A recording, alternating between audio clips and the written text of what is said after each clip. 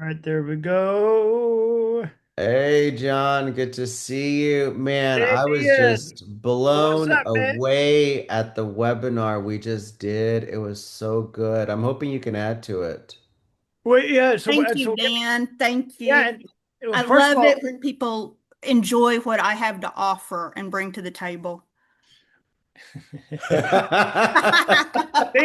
I would never ask you this, but maybe something, maybe I've got parasites in my brain. But turn your camera on so I can see you. We had, Oh, hold on one second. Let me get pretty for you. oh, well, I don't have that wait. I don't have that long to wait.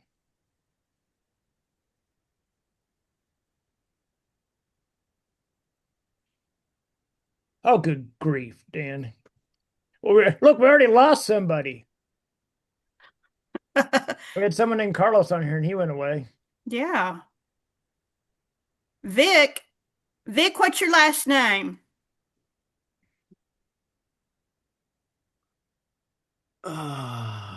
Let's see here. Vic, you with us?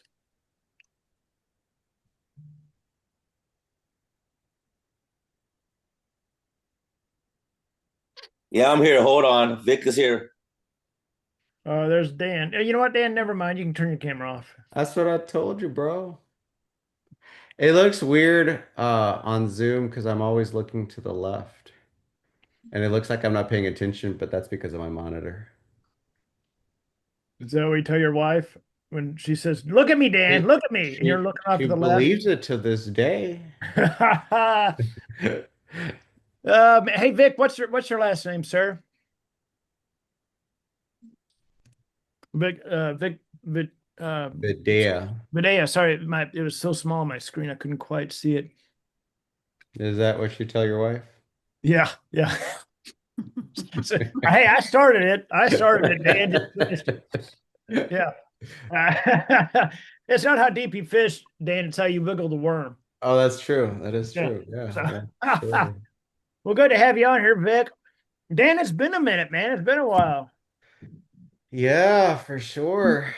I think Florida might have been the last time we connected. Maybe. Whoa, that has been a while, Glad to be here. man. So, I'm glad to have you on here, Vic. Where are you jumping in on from, Vic?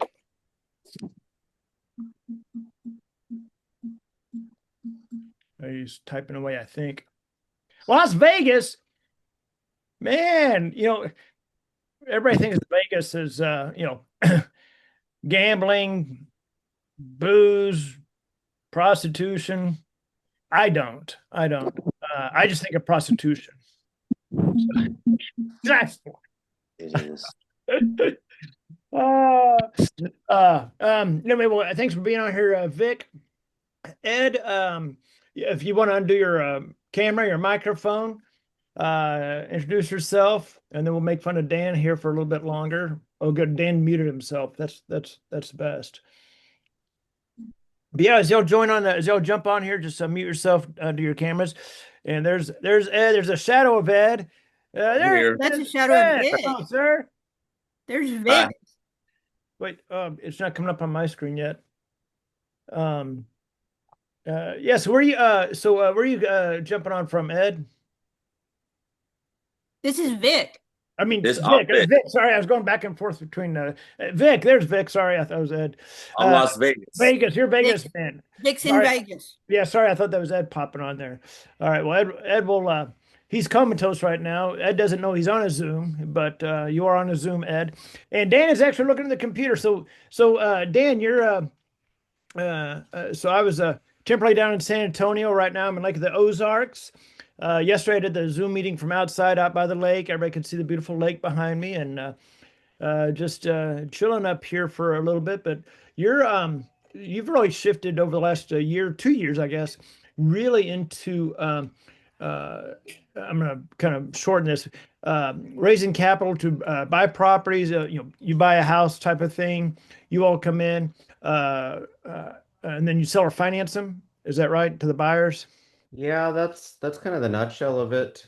It's a small little model I've perfected maybe over the last maybe 10 years or so. Mhm. And it kind of fills the gap of somebody who needs owner financing. They Yep. can't qualify for a traditional bank mortgage. They have a good down payment, and they're not looking for the typical inventory, which most traditional owner finance homes are in the 150 to 350 range. You know, they're looking for half million, 400,000, $600,000 range. So we'll buy it for them and we turn around and owner finance it for them. It's got its perks. I mean, it's got its Sure. cons as well, but Yeah, yeah. Well, and I'd love to have a separate Zoom on that because I Mhm. obviously understand the seller finance model, but when when you start talking about bringing in capital, obviously not syndication. Otherwise, that's a whole other yeah, no, CC no, no, thing. no, no. Um, One I mean, lender, one house, one one deal, lender, no one matter what. house. Yep. And then they're bringing in the capital. And I don't want to get too deep on this conversation, although it may come up a little bit on this call with this call isn't about seller finance, but inevitably when I end up calling sellers or when I call sellers, there's going to be a few of those calls where I also discuss a little bit about seller finance and what that may look like. And I don't get too deep on those initial calls, obviously, but the sellers, because I got to run the numbers and all that. But yeah, so you all are typically looking at, was it 20% down, or am I wrong on that? Yeah, Okay. So looking at, and do I understand correctly that you're uh that you all are dealing primarily in that price point above a certain amount above? I'll do anything from 200,000 up to I think our largest deal is 2 million. I'd Okay. like to stay kind of my bread and butter is between 350 and 650. Okay. Okay. More That's what, so because under 350 you can find a lot more subject to deals and they're fine homes, you know. So yeah. Oh, yeah. Yeah. that's So that's really the reason. you get 20% down. And again, I want to be careful on, what I get from you because I don't want to, spill the beans on someone potentially looking at a house, but 20% down, then obviously you've got to raise the price of the house that you're selling it back to them at. You've got to, does that interest rate depend on the borrower? Are there different factors that come into play on the interest? No, no. I mean, they're non-lendable, so it Right. all falls in the same bucket. Okay. It focuses more on what my cost of capital normally is, which is Okay. connected to prime rate. I usually borrow at prime plus one, prime plus two, and I'll owner finance at prime plus five. So there's Okay. about a 3 point spread, Okay. Okay. Um, so, and these are 30-year which was amortization. great 3 years ago because it was like 8.25. Last 2 years, it's like 12, 12 and a half, 13. Yeah. So it kind of And depends what prime rate is doing. you're borrowing at prime, you said prime plus one, Prime plus one, prime plus two, and then you're reselling it at prime plus, did you say five. five? Okay. hmm And then 30-year mortgage, no balloons, no prepayment penalties, no mortgage insurance, obviously. Deed in their name, um, independent servicing, taxes, insurance, escrowed, mhm. all the good stuff. It's pretty paper. Yeah, so you're doing the whole you're so obviously running through RMLO. So to make pretty paper, you've got to have Yeah. things which guys I know where this is about lease options and specifically Texas lease options. Um, uh, so we'll be diving into that, but uh, um, for those of you that just came on board, we do probably over the last 2 years ish, maybe a little bit more. We've gone from, I don't want to say 100% lease option as far as the structure, but more and more, maybe 15 to 20% of the deals that we do are now, we're marking them as seller finance because we look at, in our model, when someone brings us a house, just like Jonette and I had a conversation with a lady today, and as soon as I pull up the house, I know, okay, this is seller finance all day, every day. Meaning I'm looking at the avatar of buyer. So obviously my model is different. I'm looking at who's the avatar of buyer for our model. So I'm looking at from a marketing perspective, is this going to be a fit for a lease option? Nice, pretty move-in ready house. Uh, what's the price point? What's the location of it? And with those factors, I say I can tell normally within, you know, 3 seconds, if it's going to be better as seller finance, meaning for the avatar of buyer. And I assume then you hold on to these notes. You or do you sell some of the notes or you just hold on to them? No, why kill the goose that lays the golden Yep. egg? Yep. Yep. I mean, I borrow money for 30 years, so there's no pressure to sell them. And because the homes were originally bought off the MLS, there's little to no equity. So the Mhm. advantage of selling a note is when you buy, at 50, Right. 60%, and there's 40% equity, Spread. 50% equity. Well, then you want to, recapitalize yourself. But in my case, it doesn't make sense. Sure. Okay. All right. Well, well, good stuff, man. Good to see you again, to have you on this call. And we got Yeah, I look forward to learning. oh, there's I've Brandon. loved you. I just saw this the most hideous face. I thought I was watching Crime Stoppers. No, it's Brandon. It's either To Catch a Stop. Predator or it's Brandon Simmons from Phoenix, Arizona. Stop. Well, hey, I just got right before this call, I just happened to see you uh, comment on one of Ty Sherwood's properties. I think he's got in the San Antonio area, and Yeah. but Ty's out there in Phoenix area. Yeah, I Well, think he's in Tucson, right? Johnette would know. Is he in your deal makers or your dream Yeah, Yeah, he's a great partner. yeah, he's Yeah, been I, working. yeah, I think he might be in Tucson. I don't know. For me, it's all Arizona. But I actually am going to look at that property on Friday. I'm going to go walk it. oh, In San Antonio. nice. So Brandon's in case you don't know, Johnette, or for everybody on the call. So Brandon's out in the Phoenix area, been doing creative real estate a long, long time. Uh, has years and years ago. Wow, this is going way back. Helped Sean Terry quite a bit. With different areas of Sean's business out there and with his students and all of that. So Brandon's well versed in Mhm. real estate. Brandon begged and begged and begged and begged, and finally the dollar amount that he offered me to come out to speak for just a few minutes to his group was sufficient enough to cover a Spirit airline ticket, and and So true. anyway, so it's John's good. awesome. Yeah, John, you did a great job. And that was right after COVID. Remember, it was the first live event right after COVID that was allowed. Wow. Like they were like I was on edge with that um venue because I didn't think that they were going to let us do it without having everyone sign waivers and stuff. So, Wow. So I was still doing live events then, and we did one. Of course, everybody's going virtual at that time, but then we did a live event in Houston, and I don't remember what year that was. My last, I think it was my last live event in 21, I want to say, and kind of wish I hadn't done it that because we still had those stupid things. I didn't give a crap, because I didn't fall for that mess. But people had there were some people there that were sitting in the very back of the room at this big, conference room, and it was just it was a whole thing. But it is what it is. But yeah, so at that event, it was who was there besides me, Pace? I think Sean was there. I think Sean Terry. yeah. I can't remember who all Yeah. was there. Let's see. We Eddie, had I so think Eddie Speed was there. Eddie Speed was there. Trying to think of the other speakers. We had Claude Diamond come virtual. Oh, okay, okay, okay. Um, I got it all in my community and stuff. I'm trying to remember all the recordings. Carlos Reyes stopped by Okay, okay, briefly. Yeah. okay. Yeah. It was good. I mean, everyone we shared a lot of different strategies, but one of the things I'm excited, like the reason why I jumped on John is because I wanted to see because like a lot of wholesalers are wholesaling their deals on MLS now, Mhm. right? That's basically the way that they're really the ones who are really scaling to like a seven-figure business. That's how they're doing it, but they still have a ton of leads that don't really work for creative because they want to be cashed out sooner than later and stuff like that. So that's why this lease option strategy is right up the alley for a lot of that Yeah, stuff. yeah. That was a great event, by the way. That was a great venue too. I think I could be wrong. I think Andy Warner was officing out of there at the time. I could be wrong on that. I Uh, don't. Yeah, the 72 hours sold.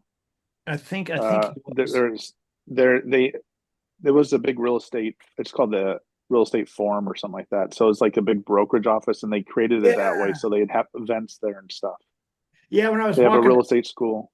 I was walking down the hallway. It was a great venue, and I was walking down the hallway, and I'm embarrassed. I can't think of his name. I was walking down the hallway, and there's a cubicle there to the right.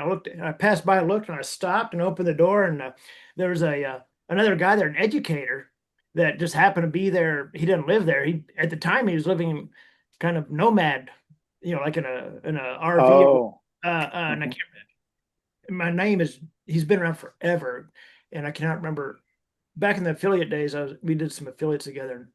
I'll think of his name at some point. But I was like, "Hey, what are you doing here?" So it's just a great event, great going out there and everything. And Yeah. but yeah, so to talk a little bit about what Brandon mentioned here, I think is very, very important. Is that I almost never wholesale anything unless it falls in my lap. I've done wholesaling. It's not my thing, for different reasons. Um, but wholesalers, especially people starting off in real estate, they tend to start off with wholesaling. Now they try to start off with sub two, which is it's a horrific disaster. And the house of cards is going to come crumbling. Well, it's already starting to crumble, fall apart. Sub two is a much higher level strategy. I like sub two; it's fine, but it's not something you want to start off with by any Mhm. means. That's a whole other 2 hour Oh, I webinar. know. And I kind of follow along with the Ron LeGrand strategy, where if I'm doing a subject to, I'm going to do it as as a wraparound. Mhm. Or in Arizona we call agreement for sale on an exact wrap. In other states they call it contract for deed or different things, but you do a wraparound because if the investor defaults, you want the seller to be able to get the property back easily without having to go through a whole foreclosure process. And Yeah, it's just different paperwork. It's not really changing anything. So, yeah. that's the way I've always, if I've ever wholesaled a deal, that's a sub two, it's always with a wrap with an agreement for sale. Gotcha. So, and we can dive into this terminology with you all, um, to kind of give you a little understanding of what Brandon's talking about there. And that actually, a contract for deed actually comes up when I teach Texas lease options. So we'll talk about Mhm. Texas lease options on this training, time permitting. We'll call some sellers live so you can kind of hear how that goes, and how I work those calls. But when someone's especially starting off in real estate, maybe they're a wholesaler, as an example. We've all heard the saying, when you're a hammer, you think everything is a nail, right? Um, Mhm. and the truth is that, um, really, I usually approach, and you've heard me say this, Brandon. I think you kind of mentioned or referred to this in that post you did yesterday or day before. Is that I teach people, look, when you're talking to sellers, don't go in with the prescription. You go in with the you're the real estate doctor, and so you have to understand where it hurts. Where's their pain point? What's going on? To understand. Okay, well, based on this, and this, here's this prescription, or here's these two prescriptions. Here's the pros and cons of each. Um, once you write that prescription, it's not your job to drive into Walgreens and get it filled, right? And so when I talk to a seller, I don't ask really any of the questions that a wholesaler would. I don't ask about how old's the roof, what's her interest rate, how old's the AC, and blah blah blah blah blah. Because the houses I'm talking with, for the vast majority of the time, are nice moving ready houses because I'm looking at them on my computer. I can tell these are, it's a 5-year-old house, right? What I'm finding out is, what's their situation? Um, how come they're selling? Did they move? Where'd you move to? And I'm just having a conversation with them. But within that conversation, oh God, John, seriously, we've got to work on this Zoom filter thing we discussed. We've got It's out of my control. The on the Zoom has just taken over. It's letting everybody in. well, now on my screen, on the left side, I've got to catch a predator. On the right side of the screen, I've got the victim. So now we've got a victim impact statement I'm coming up, going I'm away. sure.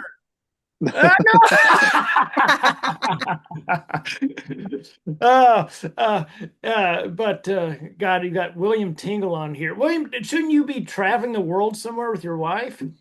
Not today, man. I stayed home just to get on this call and harass you. Okay, well, bring it, bring it. That's what this call is all about, is just to harass me. Dan's already harassed me, but he did it in Spanish, so I couldn't quite pick up some of the words. All I heard was Hoto. And for those of you who don't know what Hoto means, so you can look it up. I just called you a cool arrow, man. It's an Indian name. Okay. I heard it was Pinche Hoto. For those of you who don't know, Hoto is someone that plays for the other side, the other team. Okay, we'll leave it at that. Anyway, now I'm off track here. I got me all flustered here. But no, so I look at it from when I'm talking to a seller, I'm trying to find out. I'm just having a conversation with them. What's going on with the house? How long you been trying to sell it? How come you're selling? But I'm doing this in a conversational way. I don't have I don't have a script. I know everybody loves to have a script. If you're using a script from anybody, trash it, throw it away, because you're just having a conversation with these people. And I'm finding out, how soon they're looking to move, where they're moving to, and through the conversation. What we do psychologically, whether you realize it or not, is when you're meeting someone, say for the first time, this is the reason that, have you ever had a problem remembering people's names that you've met for the first time? The reason you have a problem remembering someone's name that you just met, literally just met, seconds ago, is because when you ask them their name or they say their name, subconsciously, for most of us, you're trying to think of the next thing to say, the next thing to ask. So what you're looking for subconsciously is commonality, something that you can latch on to. So, for example, if I'll give you a perfect example. I was talking to a seller one time and asking for his email address, and he gave it to me in aviation phonetics. Obviously I don't remember his email address, but it was like Alpha Bravo Charlie 23 November @gmail.com. And so I said, what kind? I literally, I wrote it down. I said, what kind of equipment do you fly? Knowing that was aviation. And he goes, oh, I flew, whatever it was, he flew. And so now we started talking about aviation, right? Not even talking about the house. But what that does, it helps drop that wall the seller has when you're talking to them, because inevitably that initial conversation, they've kind of built a wall there, a little, kind of keeping you at bay. When you find that commonality, like in that example of aviation, I said, what kind of equipment do you fly? Boom, down went the wall, right? And now we're talking about planes and aviation and this and that. And so he felt very comfortable with me and very at ease with me. And we do that psychologically, whether you realize it or not. And so when you're talking to a seller, and I promise we'll get into Texas lease options here in a moment, but when you're talking to a seller, imagine if you're sitting at some sort of a networking event, maybe, and you're standing at a high top with your overpriced bottle of water, and someone comes up and maybe a husband and wife come up and they set their glass down, and you hear them say something about, man, I wish we could sell that house. If we could sell this house, blah, blah, blah. You say, hey, wait a minute, you're selling a house. My name's John, blah, blah, what's going on? And you're having this simple conversation with them. You're not looking at a script going, you'll pull out a script at this networking event and go, hey, my name is John. How are you today? And reading through the script. You're just having a conversation. That's the same way the conversation should flow when you're talking to a seller, on the phone. Is you're just having a conversation, but within that conversation, you're going to find that you're looking for commonalities, and you latch onto that, and that drops their wall. And we do that subconsciously, whether we're aware of it or not. So, on this call, to kind of tee this up for the framework of this call, is we're going to talk about Texas lease options. We'll make sure to get everybody the Google Drive. I'll put it in the chat box, the Google Drive for the Texas Lease Option Course. The course, I just added a link in that course to a 24-minute video. It's an older video. So actually, I looked, it's from 2011, which doesn't matter. Nothing's changed.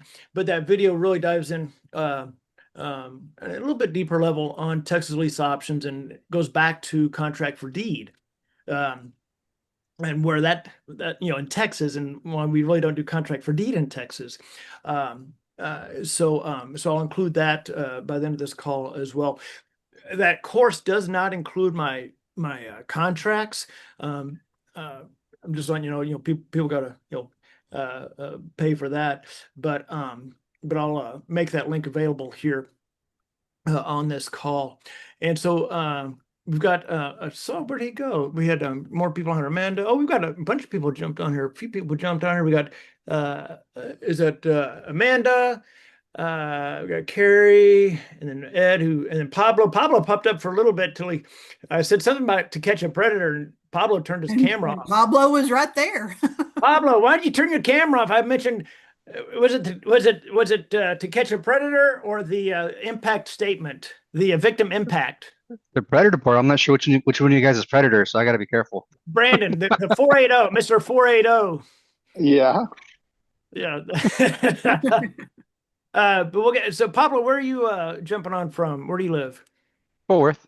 Oh, okay. Fort Worth. What area of Fort Worth specifically? Saginaw, North Fort Worth, Saginaw area. Saginaw. 76. You're the 179. The 179? That's your zip code. Oh, yes. 179. You got it. You still remember it. Just a little tidbit of trivia.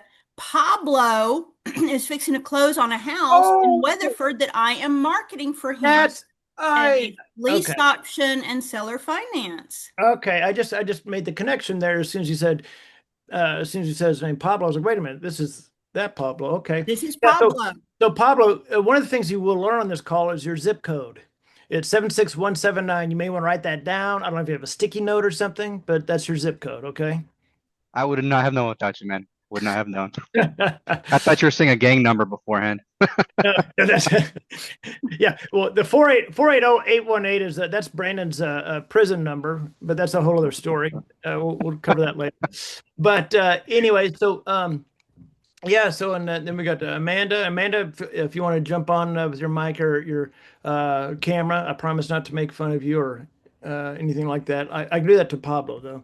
But I tell you what, before I get into Texas here, I do want to a couple of things I want to do is first talk to Pablo about the transition he's making. And when I say transition, it's not the kind of transition Dan had back when his name was Danielle, but a different type of transition, the real estate transition, where tell everybody what you were. Did we just lose Tingle? We just lost Tingle. Thank God. Okay, now we can talk about him. I really wanted him to stay on because I wanted to ask him and Brandon a question. But so it was real quickly, Pablo, talk about what you've done in real estate and what you're shifting to. And the reason I'm asking you is because of what Brandon had brought up about as an example, wholesalers, having these leads that they think they can't do anything with because they don't fit in this pretty little box. Mm-hmm. And then how you can turn a lot of your leads into something creative. So talk a little bit about the shift what you've done and kind of that shift that you're doing. I wouldn't call it a shift or transition. It's just I like to focus on fix and flips, but that hasn't been going the best just because I work with agents and they don't always like the offers we give, and I don't get a lot of acceptance on that just because they don't like those lowball offers and they don't always justify it. What kind of brought this one about was my wife saw this post on Facebook, one of the Facebook groups she's on. She saw someone asking, "Hey, can someone just buy my house, whatever, randomly?" So I had my wife send me a snapshot of that. I reached out to this person, and kind of like you talked about it, I just reached out and I said, "Hey, I'm an investor. I might be able to help out. Yeah, are you open for a quick call just to see if it's even worth a shot?" So we went ahead and talked about it after our call, and kind of like you said, diagnosed the problem and figured out that this is a woman who's owned a house for about 3 years. She has a VA loan, not a fixer-upper. Creative would be the best option for her just because she's done with the property. She doesn't want to manage it. She doesn't want to be able to tenant anymore. She's ready to move on with her life, and she just wants to get up and get out. So we talked about it and worked out the numbers, and seller finance, the way I wanted to buy it, worked out in terms of how the numbers are. So that's how this one came about, just kind of diagnosing it and figuring out what was the best solution for a problem so far. Okay. And what are so you talked about the agents with fix and flip. So I always say that we work with a lot of investors that do rehab where their fix and flip turned to a fix and flop. Mm, And that can happen for so many reasons, right? It can yes. have to do with the obviously the underlying, the hard money loan, those terms. It can also do with the cost of the materials, delays, the holding costs, all those things that come to play. The Mm, market, obviously, interest yes. went up, saturation of the market, and now it's a stagnant market for sellers, for the most part. And so they come to us for another strategy to try to move their property, whether it's a lease option or seller finance. But so we see a lot of that. Yep. This house that you got, this one in Weatherford that Jonette's working with you on, was that the one that you were just talking about? Was that how'd you get that? Where'd that one come from? That's what I was talking about. My wife randomly saw someone post on a Facebook group that she's on, and I reached out from there, and we just started a conversation. Yeah, yeah. Mhm. Well, thank you for that, Pablo.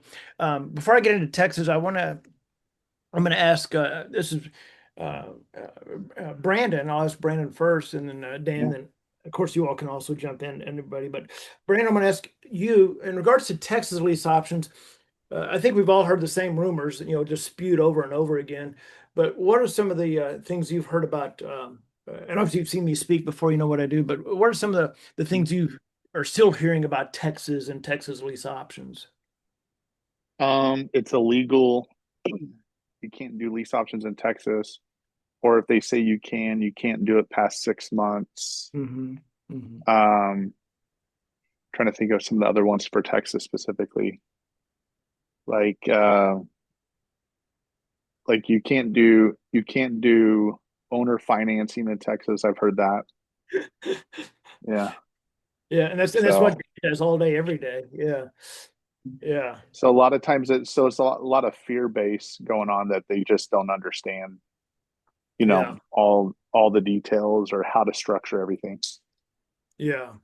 And Dan, you've heard some of the same things, obviously, and of course you've seen Yeah, my. yeah, Uh, everything from the totally absurd, like they're illegal, you can't do them, it's not possible, it's not an option, to the maybe not super informed, like thinking that you can't do them for 30 years, which you can't, so it's right, just right. somewhere in between the absurd and the slightly just misinformed. Yeah.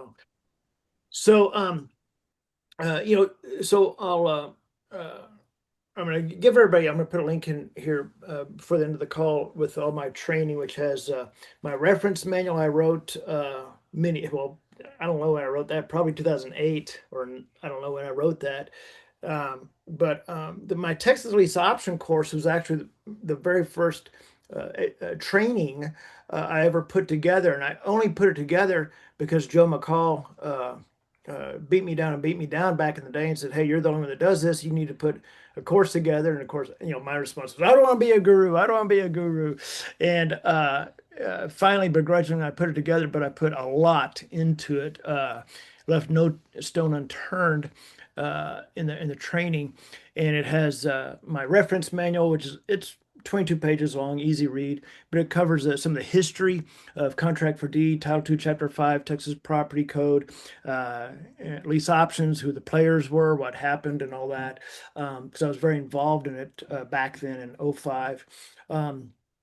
With with the representatives, in the Texas House and all of that. But so to really talk about Texas lease options, to get a grasp on it and why there's still so much confusion. Well, one of the reasons there's so much confusion is because people don't know the difference between contract for deed and lease option. That's one thing. Um, another, and there's multiple reasons, but another reason is the telephone game, right? Where the telephone game, for those of you who didn't go to school, no offense, Pablo, is where is where the kids sit around in a circle. Okay, Brandon, the kids sit around in a circle and this teacher whispers something in, Susie's ear, I'm wearing a red dress or whatever she whispers. And they pass, everybody whispers all around the circle. And by the time she gets a little Johnny Rotten crotch on the very end, she goes, "Okay, Johnny, what'd I say?" And Johnny says, "Your mother never loved you," right? Totally, totally not what she said, into Susie's ear. And so that's one of the reasons. And obviously, um, um, at the time, I assume it's still around. Bigger Pockets. There's so much rumor mill going on. Bigger Pockets. I assume that forum is still around. I haven't been there, 20 years. But so a lot of online rumors, misinformation going around about lease options in Texas. And then, of course, whatever things you may hear at a real estate meetup. So, but it really started in 2001. Well, 2000, but 2001, a tornado. So contract for deed that Brandon had brought up earlier. He bounced off for just a second here, but he brought up contract for deed. And a contract for deed is, imagine this. I'm going to simplify this. Contract for deed used to be very popular in Texas, and it's still used quite a bit, particularly like in the Northeast and other areas as well. But it used to be very popular in Texas, where particularly Hispanics would buy houses contract for deed.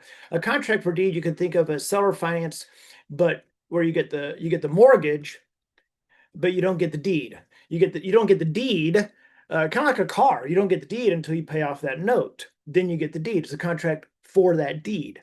The premise, the idea that the reason that investors would use contract for deed is the idea is that if they default, the buyer defaults, it's easier to get them out of the house. There's no foreclosure. You evict them. There you go. But in 2000, tornado took out. A tornado hit downtown Fort Worth. Well, before it hit downtown Fort Worth, it took out some houses in a community there by the old Carsville Air Force Base. But anyway, those houses were owned by sold contract for deed by two investors way back in the day. And when the homeowners called the investors saying, "Hey, no tengo una casa. Mi casa no está aquí."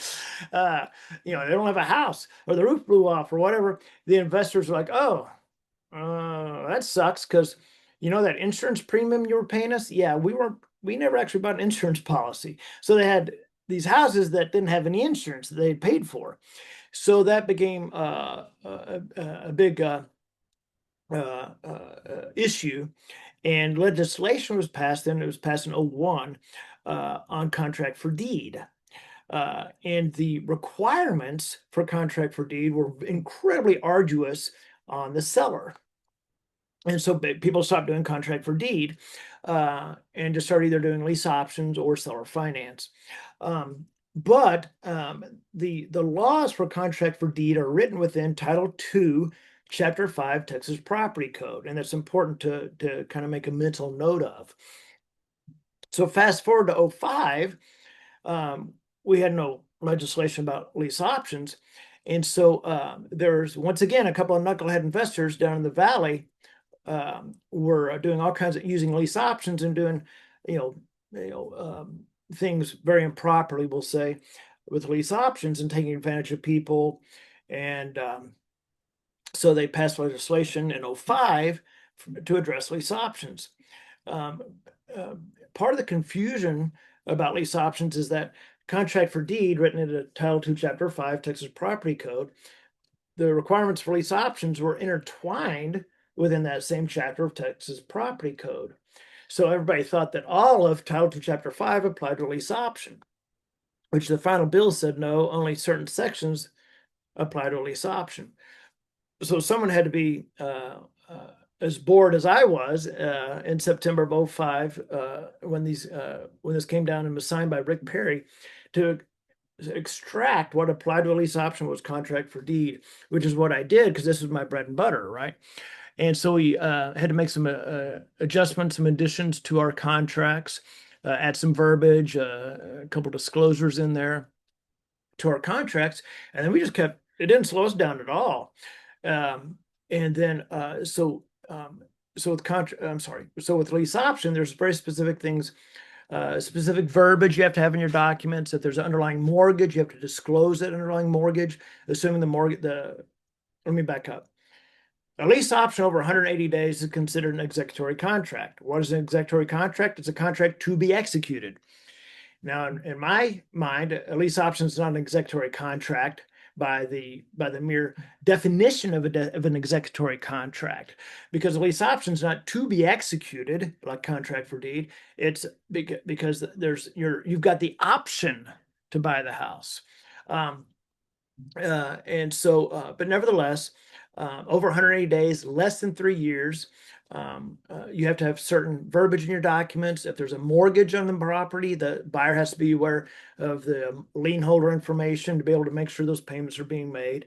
And there's some other things within the property code, some small things I won't get into here, like, your late fees can't exceed 8% of the monthly payment, blah, blah, blah, blah. So some smaller things there. But the biggest thing is that you have to have specific verbiage in your documents. And section 5.085 requires, if there's an underlying mortgage, to disclose that to the buyer. Here's the mortgage information. You can verify the payments are being made, those types of things. And so it's about protecting the buyer. Which of course we have all that information, and disclosures in our documents. Now, you don't want to do a couple of things that you don't want to do with a lease option in Texas. One, you don't want to go over 3 years. If you go over 3 years, I don't care if you did a 2-year lease option and then they wanted more time, so you did a 2-year extension. Well, that's more than 3 years, right? It's back-to-back executory contracts.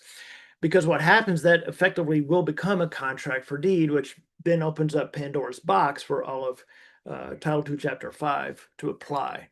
So we do 1-year lease options. We've always done 1-year lease options. On rare occasion, we'll do 2 if it's a fit for everybody. But we don't do that because of Texas. It's just our model, our business model. But you don't want to go over 3 years in Texas because it becomes contract for deed. Something else you don't want to do, because I get this quite a bit from people, is doing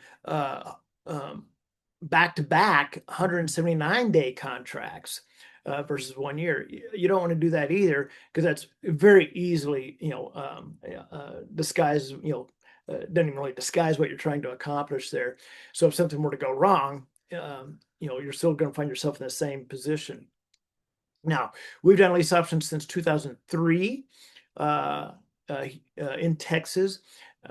Very, very blessed that we've never had an issue. I mean, certainly, out of God knows how many 1,000-something houses we've done, especially in the earlier days, we've had some evictions and this and that because we didn't have our model dialed in the early days, but have never ever had one issue regarding Texas property code. And that's been 20 years since that law passed, or it's almost 21 years now. But that's because of the way we do our model. For lease options, we work with nice move-in ready houses. We vet the buyer looking at we vet the buyer similar to an FHA underwriter, looking at debt to income. We're looking at the report, what's on the report. Can we get them financeable in 12 months? They're putting down normally about 5% ish on the property. So they've got good skin in the game.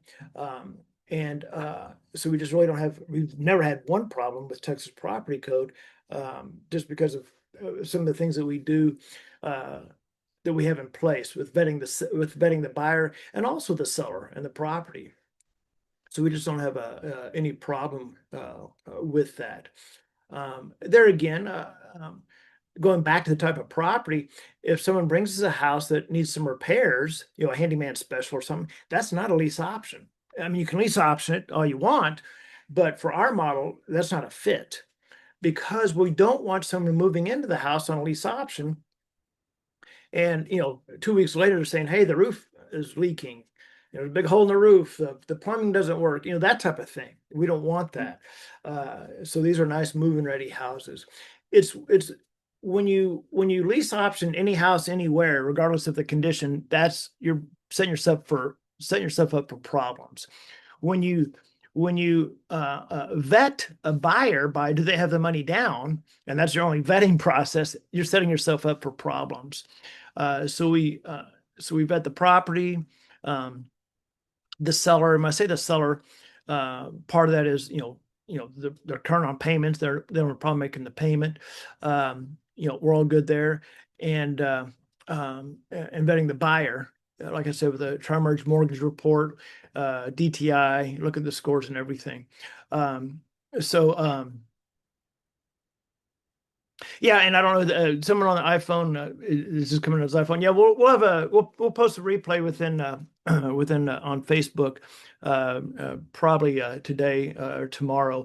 But you do want to stick around because the link for the training. I'm sorry, for the lease option course will be within the chat box. But anyway, so you want to set yourself up for success on that. One of the things I don't do is the way that when I first got started in lease options, there wasn't a lot of information about them at the time. The internet was fairly new, right? And really most people investors, if you will, using lease options structured them for failure, meaning they wanted the house back. They just wanted that option fee. The option fee is what the buyer puts down. And we're hoping that they didn't buy the house in whatever it was, 12 months or 24 months, whatever that was, so they get the house back and just do it all over again. And that's not what you want to do, because now you're taking advantage of people. So we structured for everyone's success, the seller and the buyer, because that's what they all want. But that's just kind of a synopsis there, quick synopsis of Texas lease options. But yes, you can do them over 180 days. You don't want to do them over 3 years. And to abide by the law, once you understand the law and read it, it's pretty darn simple on the steps to take, to do lease options properly in Texas. Having said that, when I first came out with my Texas course back in whatever year it was, I was burning them. I was burning the course on CDs. I had a CD burner at home. And I was burning them on CD. I mean, this is old school, guys. And I remember I went to speak at what was then, it was a big real estate group in Houston called the Rich Club, which is no longer there. But I remember having real estate attorneys buying my course at that event that I spoke at, and I've had real estate attorneys reach out to me with questions, and so I help them and guide them. One of the rumors about lease options in Texas that comes to mind is that you can't do a lease option on a house in Texas that has an underlying mortgage. That's totally and completely false. That's why they've got Section 5.085 in there, is about if it has a mortgage, supply the mortgage information, and the buyer has to be able to make sure those payments are being made. I still remember I had an attorney who had spoke in Austin with what's that group they have, the Big Dog Group or something down there, and he called me from his car. He's a real estate attorney, asking about Texas lease options, and he said something effective. Asking about mortgages. He said, well, how can you do a lease option? How can you do a lease option in Texas if these houses have mortgages on them? The law says you have to have fee simple title. So now here I am having to explain to a real estate attorney what fee simple title is. And so I say that because not all attorneys are created equal. Fee simple title, for those of you who don't know, is simply how we hold title in the state of Texas. It's actually now how most states hold title, except for, I think, Hawaii and New York. But fee simple title has nothing to do with the mortgage whatsoever. It's simply the title. It's considered absolute title. It's considered the purest form of title. So what does that mean, though? It means, yeah, you can do mortgage, you can do lease options all day, every day with a house that has a mortgage. What you cannot do, if you go by the law, because the seller must have fee simple title, you cannot do a sandwich lease option in the state of Texas, because with a sandwich lease option, there's three parties. There's the seller, there's you sitting in the middle, and there's the buyer. And you lease option the house from the seller, then you with attractive terms, but then you turn around and lease option on the back end, right, to someone at a higher price with money down and a higher monthly payment. So you're staying in the middle. You're getting those monthly payments. You pay the seller. So buyer pays you. You pay the seller. That's a sandwich lease option, which a lot of the is really what the other educators and gurus focus on is a sandwich lease option because it sounds sexy. Get paid 3 times, option fee, cash flow, equity at the when they cash you out. But in Texas, if you abide by the law, you can't do a sandwich lease option, which I wouldn't recommend anyone doing a sandwich lease option. Just like I wouldn't recommend anybody doing a sub 2 for their first deal unless they've got enough reserves in place. But there's my soapbox about sandwich lease options. But anyways, there's that.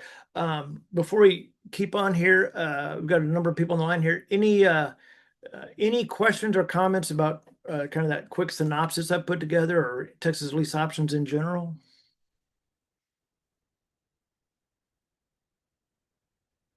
Anybody but Dan? Oh, Dan's talking to someone. Oh God, he's No, gonna I don't talk. want to talk. What you got, Dan? Aside from Texas, Mhm. which other state is challenging? It's so the only other state really is, and this isn't a challenge, but North Carolina, the seller has to follow. They have to file a memorandum of option to abide by the law. They have to file a memorandum of option, so that's recorded. There again, the purpose of that is to protect the buyer from the seller selling it out from underneath them. Because keep in mind, as you know, that buyer has that, if you will, the first right of refusal, for lack of better terms, to buy that property. So it protects the buyer from the seller selling that, getting a lease option with the buyer and then selling that house to someone else while the buyer's still in there. So they have to follow a memorandum of option. Is it pretty laid back in most other states, Midwestern states? Yep. Ohio has a very, very minimal additions that we put into the documents. It's very minimal. Like I would have to actually, to be honest with you, Dan, although we've got Ohio documents with that verbiage, I'd have to put them side by side, with mine to see what the extra verbiage was. It was very minimal, very minimal. Yeah. Those are great questions, Dan. I was wondering the same thing.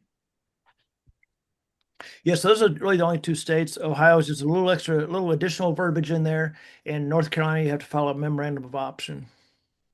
So would you say, generally speaking, from most challenging to least challenging, it would be Texas, North Carolina, Ohio, and then everyone else? Yeah, Texas, North Carolina, Ohio. Yeah, and then everyone else is same old, same old, same old. Yeah, yeah. Now, And John, whenever in you get Arizona, all the contracts have to be written on a Big Chief tablet with a crayon. I don't know what that is about. I haven't really dove into that much, but there's Gotta that. be different ones there than New Mexico's. Yeah, yeah. Arizona's are in English. yeah. Now, John, whenever you send your contract package to the sellers, on your contract package, you have your disclosures, your contracts, and also the assignment stuff. So do you have them sign the assignment before you have the end buyer? Yeah, I haven't signed it. So what we do is I used to have a 3 email campaign, email 1, email 2, and then the third one had the contracts. And I sent it with a pre-drafted email that explained a little bit about, hey, this section normally draws interest. Mm-hmm. Here's what this verbiage is. Here's what it means, right? I don't do that anymore. I send email 1, which is who are we? What is it? How does it work? What is it? What do we do? How does it work?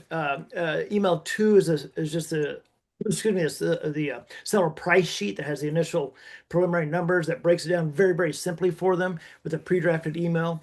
And then once we get on the phone with them the next day, see if they have any questions about the numbers, this and that, and they'll say, okay, what's next? All right, I'll put the documents together, send those to you via DocuSign.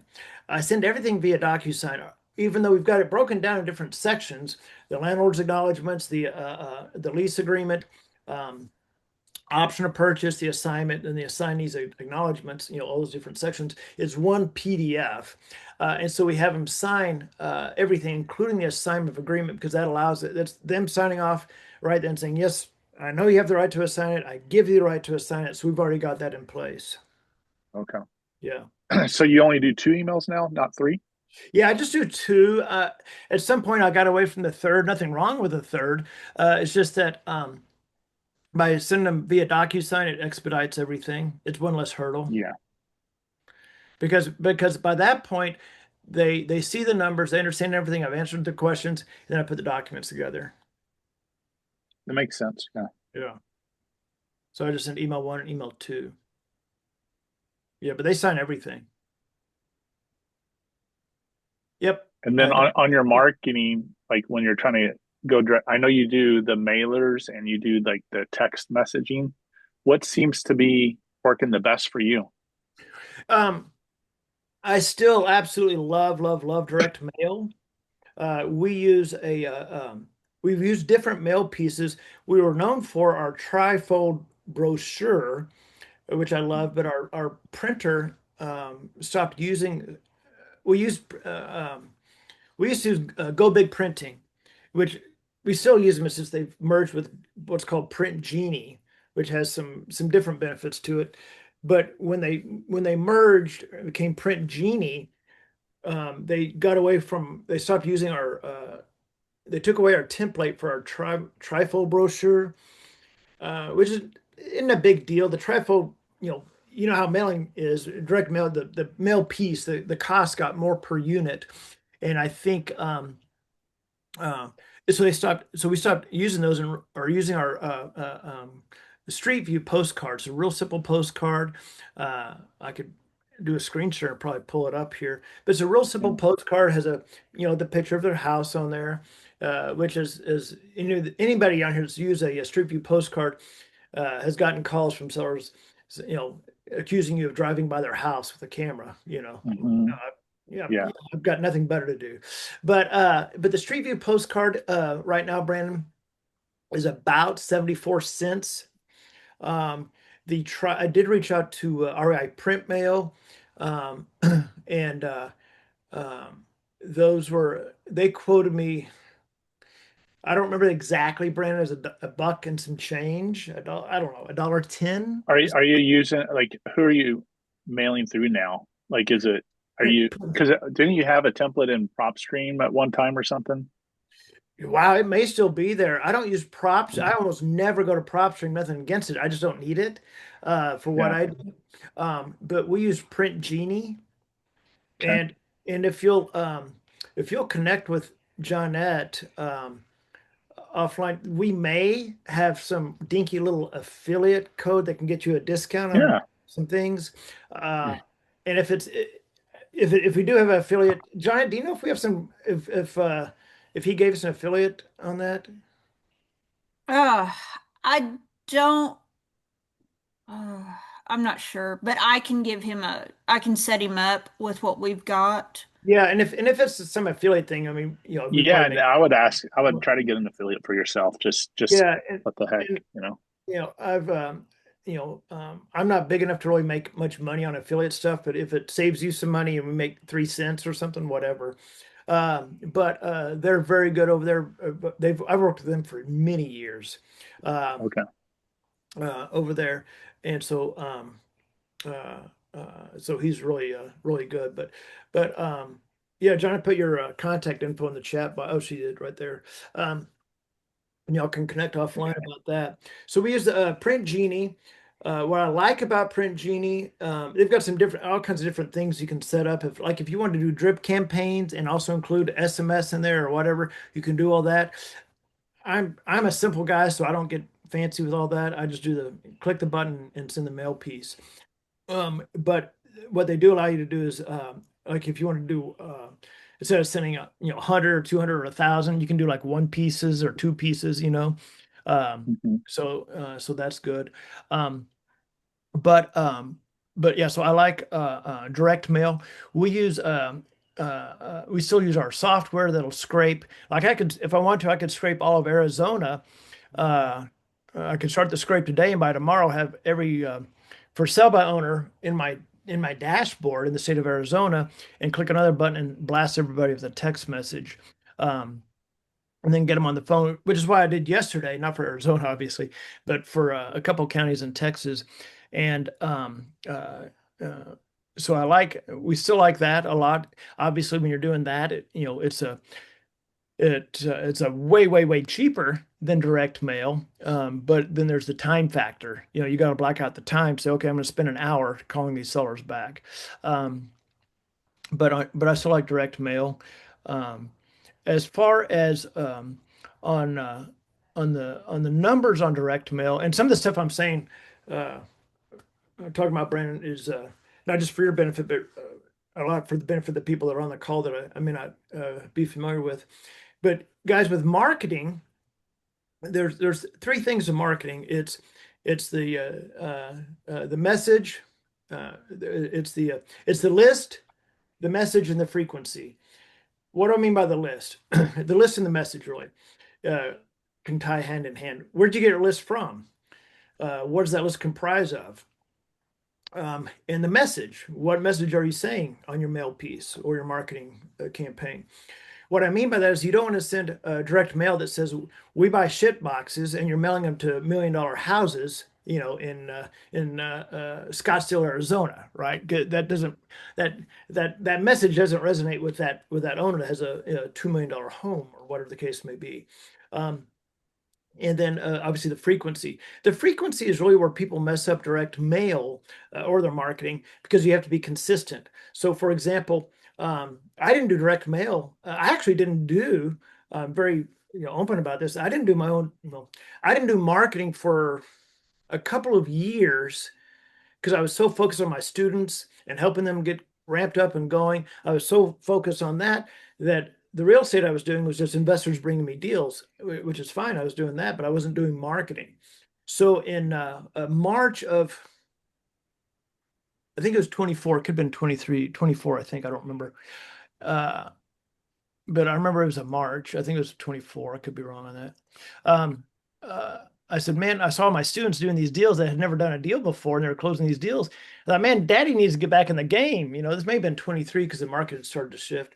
Anyway, I did a marketing campaign to Tarrant County, which is Fort Worth, for those of you who don't know, Fort Worth, Texas. Did a direct mail campaign. I don't remember the numbers. It was probably about 1,000 pieces. I don't remember how many it was exactly. And what I do remember is I got a handful of calls off of it, 3 or 4, not many at all. Now, most people at that point would, if they haven't done marketing before, would have said, well, this doesn't work. But you have to understand the game. You've got to plant those seeds. So the first mailing, I got a few calls. Don't think I got a deal out of that. Second mailing, I got a lot more calls, started getting deals. Third mailing, more calls, more deals. But the point is that within about 90 days, so that's three mailing campaigns every 30 days. Within 90 days, I had 11 houses. So I went from a dead stop to 11 houses in 90 days. But you've got to be consistent on there.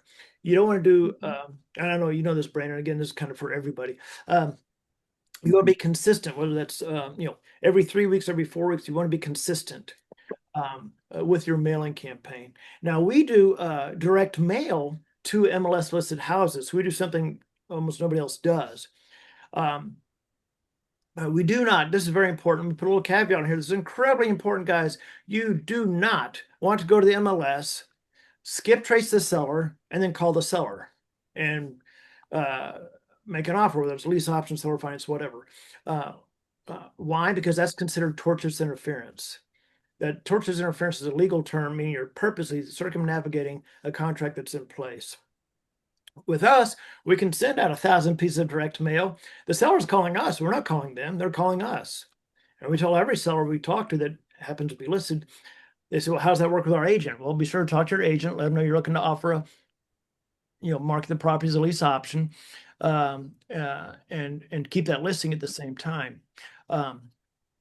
So there's a whole other little conversation there. I don't want to get too off track here, but to circle myself back on your question, I still have direct mail. Our software is very effective. Most of our students do not do direct mail.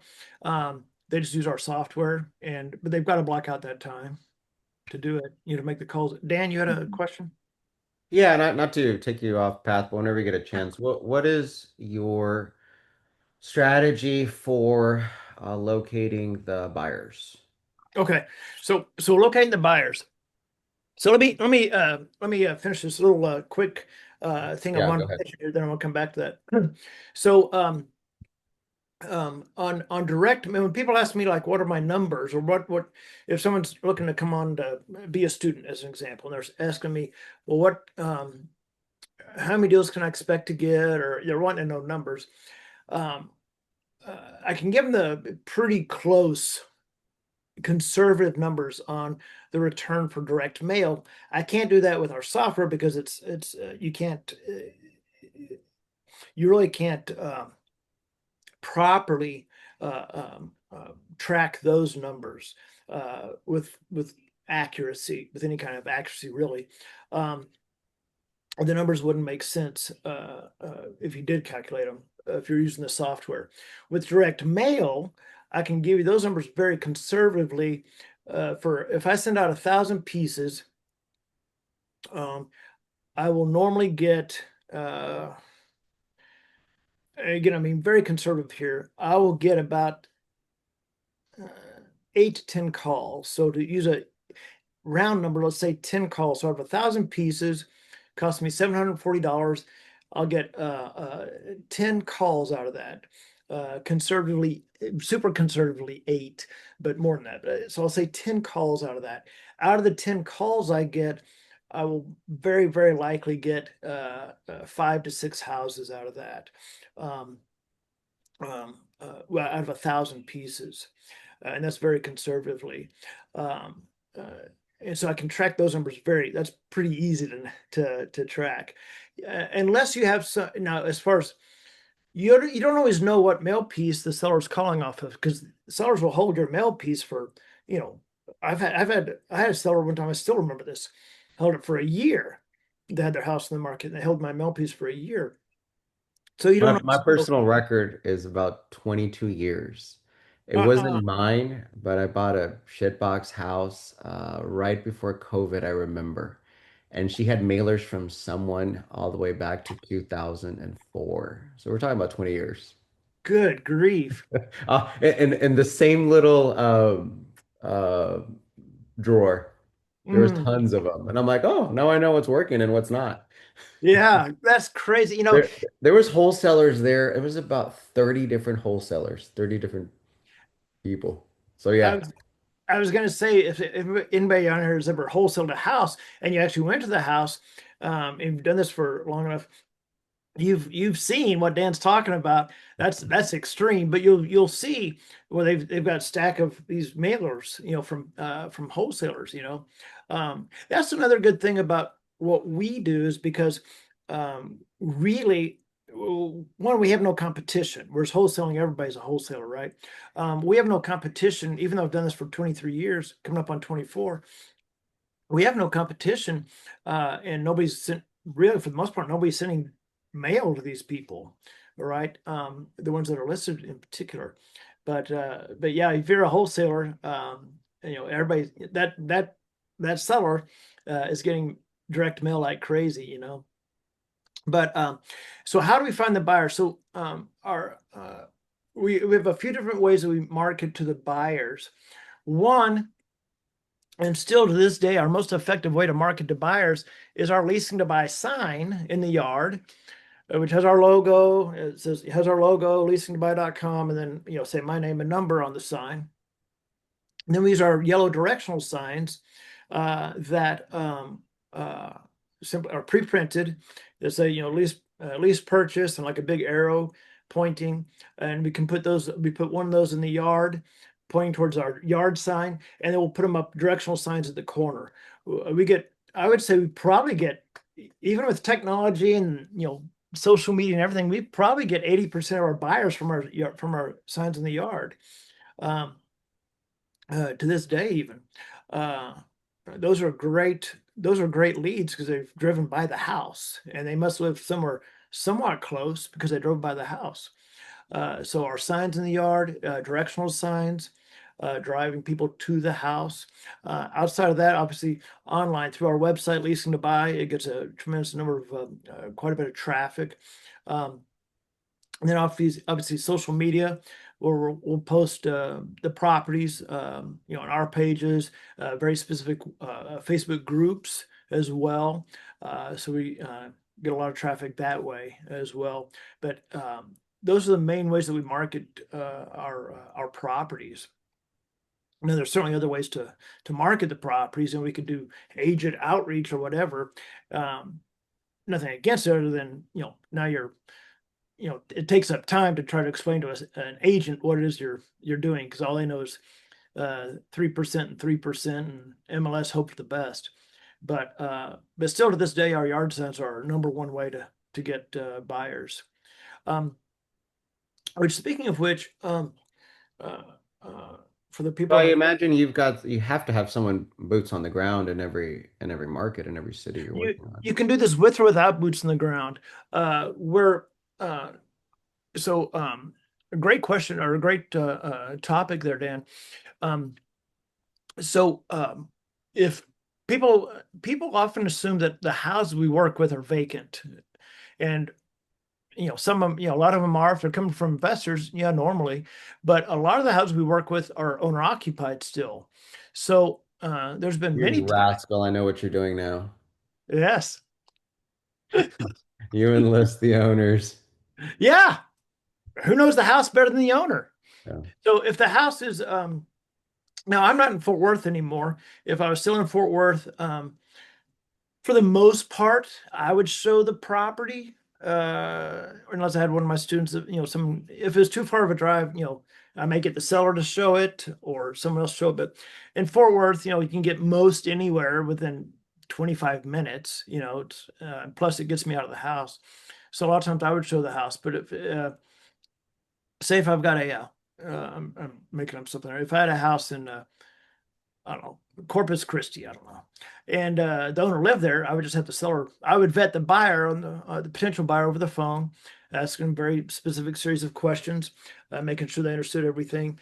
And if they checked all the boxes, then coordinate with the seller to show them the house. But I would let the seller and the buyer know, look, if they have a question about the house, that's the seller. You have a question about the program or the numbers, that's us. Don't ask me about how old the hot water heater is. Ask the seller. Don't ask the seller about how the seller concession works. Ask me, right? So you got that clear delineage there. But the seller's super happy to show their house. They want to show it off, just like if the seller was selling their car. They want to be the ones to say, yeah, and then I replaced the tires here and I did this and this. They want to show, all the receipts from the dealership of where they had it serviced. They're proud of it. Same thing with the house. Now on that topic, when you're doing a model like we do, it's not like wholesaling in the sense of, if you've got a wholesale deal in whatever, I don't know, Ocala, Florida. You can, and the numbers work, and it's a good wholesale deal. You can market that and blast that through, Investor Lift, obviously, or other platforms, buyer platforms, and get a buyer if the numbers work. With our model, specifically for what we do, very specifically for what we do, you really want to have inventory. So, for example, a perfect example is a student I had years ago, and he had a lady he had a VA doing the marketing for the sellers, and he was getting a number of houses, and that was great. The problem was his houses, he would literally get one like in Tennessee, then he'd get one in Montana, then he'd get one in wherever. He was all over the map. I said, dude, you're getting houses, but you're going to have a very difficult time moving these. Why? Because I use the analogy of a car lot. You want to have cars in the car lot. If Dan has a car lot and he's got a 1984, Plymouth Horizon, which I don't even know if that's a car. Dan has one car. It's a 1984 Plymouth or whatever. Well, he's got to wait for that one person to go drive by the car lot that wants a 1984 Plymouth. But if Dan has a car lot that's more like CarMax or whatever, that has hundreds of cars, well, now you can turn that inventory, right? And so the way that works with us is most of our properties, myself and Johnette, most of ours are in Tarrant County, not all, but most of them are in Tarrant County. And so what happens then is someone sees a house that we have, and maybe they want one that's a little bit less expensive or different, maybe different, slightly different area, or whatever the case may be, is, oh, well, we've got these 5 others over here, right? And now we can move that inventory. So I tell people, for our specific model, you want to plant your flag and go deep. You don't want to go wide. So you're not going to see me marking the sellers in Nowheresville, Arkansas or something. How am I going to turn that property? Could I? Yeah, but it's not going to be as easy if I just stay focused on Tarrant County as an example. Matter of fact, we don't even market to Dallas County. We could do deals. We've done plenty of deals in Dallas County, but we've got such a car lot in Tarrant County that's our primary focus. So we planted our flag and gone deep. It looks like Pablo has a question, and I know that Amanda had put something in the chat earlier. Okay. Let me go. I saw her. She posted something. Amanda, sorry if I missed it, but did you already say how many days that you can put on the assignment? Yeah, and Amanda, I don't know if you're able to, if you want to unmute yourself, certainly do, if you're in a position to do that, because I want to make sure to answer your question. Amanda, are you there? Yeah, I'm here. How are you? Hey, Gregory, where are you jumping on from? Where do you live? I actually am not too far from you. I'm in Bulverde. Oh, okay, all right, Bulverde, yeah. A few months ago, my sister and I just drove around for no reason. We went through Bulverde, beautiful up there. At the time up there, but yeah. So to your question, I want to make sure I answer properly for what you're asking. Are you asking? Tell me your question so I can make sure. When you're creating the assignment for the seller, so say a seller agrees that they want to go ahead and move forward with your, lease option solution. And so you're sending them the assignment so that way you can make sure that you can work on it, right? And get paid. Do you give yourself a timeline? Or I would imagine a seller would ask and request, hey, I don't want to do this longer than XYZ amount of time. Yeah. So two things there, Amanda. And so I make sure to answer what you're looking for. So the first timeline that we do, which I don't think this is what you're asking about, I'll say this anyway, is we do a 12-month lease option. So we tell the seller we do a 12-month lease option, et cetera. So once we have that buyer, boom, that's when the clock starts, right? Now, but when you're putting the contract together, and this will many times it'll raise a question from the seller, but we'll tell them ahead of time, okay, we're going to draft the documents now, Mr. Seller. When I send these to you, you're going to see a start date, an effective date, starting in 90 days.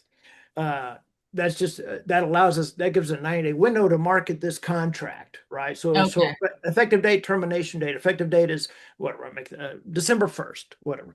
Okay. Termination date, November, 30th of next year. But let them know, this just allows us to market it. Once we have the buyer, we'll have the, which will be within that time frame. Then we will obviously update, correct the dates, and everybody will sign that again. But that gives us 90 days to market that. You just want to let the seller know that the reason that's in there. Otherwise, they're going to say, what, December 1st? Or as an example, I don't want to wait that long. No, we're marketing it. It's just, it gives us time to market it. Now, again, we tell the sellers, one of the reasons sellers love us is not only my good looks and personality, but also, oh dear, not even one reaction from Mr. Diaz. But the reason they love us is because we're not exclusive, and we tell them. So we try to do the opposite of what they're used to with real estate agents, meaning a real estate agent many times will act like their best friend and this most amazing, glorious thing. But as soon as they sign that exclusive right to sell contract, that agent acts like they own the house. You can't do anything without asking me and blah, blah, blah. Whereas we're like, hey, it's your house. We're just here. We're a marketing company. That's what I tell sellers. We're a marketing company. It just so happens we're marketing real estate. We're marketing, this niche. So we tell them, keep it listed. Keep it for sub owner. I don't care. Just if you get a contract, just let us know and we cancel everything and you don't pay us anything. And so they love that. They love having that flexibility. Yeah. Okay. So that's I was curious as if it was like an actual contract, or if you leave it to where it's like, hey, you've got to go, fulfill your end of the bargain then. So you only get paid if you go ahead and complete it. So it's not like you're guaranteed that 90 days. Right. Exactly. Gotcha. Do you have the non-exclusive language in the option? Yeah. So the non-exclusive is in the landlord's acknowledgments. Yeah. Okay. Got it. Thank you. And so item number 10 in the landlord's acknowledgement even states, I'm paraphrasing here, that either the original tenant optionee or landlord may cancel the contract at any time prior to the effective date. Okay. So meaning basically once we found a buyer, obviously they can't cancel it, Yeah. What area are you two questions, Amanda. What area are you targeting right now for real estate, and what strategy or strategies are you focused on in real estate?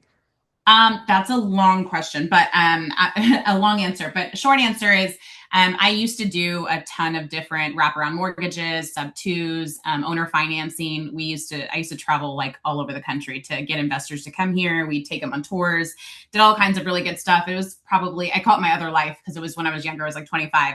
So like 10 years ago ish, that's what I used to do when the market kind of took a dip, right? So it was a good time for investors because we were able to do quite a bit. And so then when the market turned back to seller's market, I got my real estate license and became a traditional agent, just seemed to be making more money that way. And now the market's turning again a little bit. And so I'm kind of just going back to my roots and realizing that lease option is something that's a little bit different that I'm not familiar with. And so I want to educate myself on it. And now I'm working with some different wholesalers that I used to work with a while back. And also I have a ton of different clients right now calling about owner finance options. And so I'm like, well, there's also this lease option that I need to kind of educate myself on and see if I can help y'all find places to go. So I'm kind of all over the place right now, but I think, that's what good real estate agents need to be doing, is educating themselves on how to make money and how to help people solve problems. Right. And so that's the goal here at the end of the day. Yeah, no, I think that's great. I wish more agents had that mindset and could get out of that, MLS hope for the best mindset. Because and a couple of things that come to mind, Amanda. One is Texas does not have promulgated contracts for lease option, so I don't know how to say this without sounding pompous, but I'll just say it the way it is. If someone wants to do a lease option in Texas, they either have to go to spend thousands and thousands of dollars with an attorney, which is not as always easy to find in Texas, an attorney that knows how to draft documents for a lease option, or they've got to use my documents. Yeah, thankfully, I have somebody to do that, thankfully. But otherwise, yes, that would be a big problem. So I've used different attorneys over the years. One of the first attorneys I used was Charles Newman, who has since retired. He actually may have passed away now, but Charles, I was very blessed because he's based in Fort Worth. He wrote the majority of Title II, Chapter 5 Texas Property Code. So wow. Who better to help me with my documents, right? That's awesome. So, but yeah, so they don't have promulgated contracts. So you either have to have an attorney draft them or use my documents. It's really your two options. To be with compliance. Yeah. But yeah, as an agent, if I were an agent, I'm not an agent. If I were an agent, I would be, and someone's wanting me to list their house. I would say, okay, for the listing, here's what we're looking at, based on the comps, your typical stuff, there you go. But I would also tell the seller, look, there's some other avenues we can go here that maybe go start off with MLS. Let's focus on that. But here's some other options if we're not getting the traction we want. Rather than just dropping your price and eating into your equity, here's a couple of other options that Mhm. kind of keep in mind. Whether it be the lease option, whether it be seller finance, right?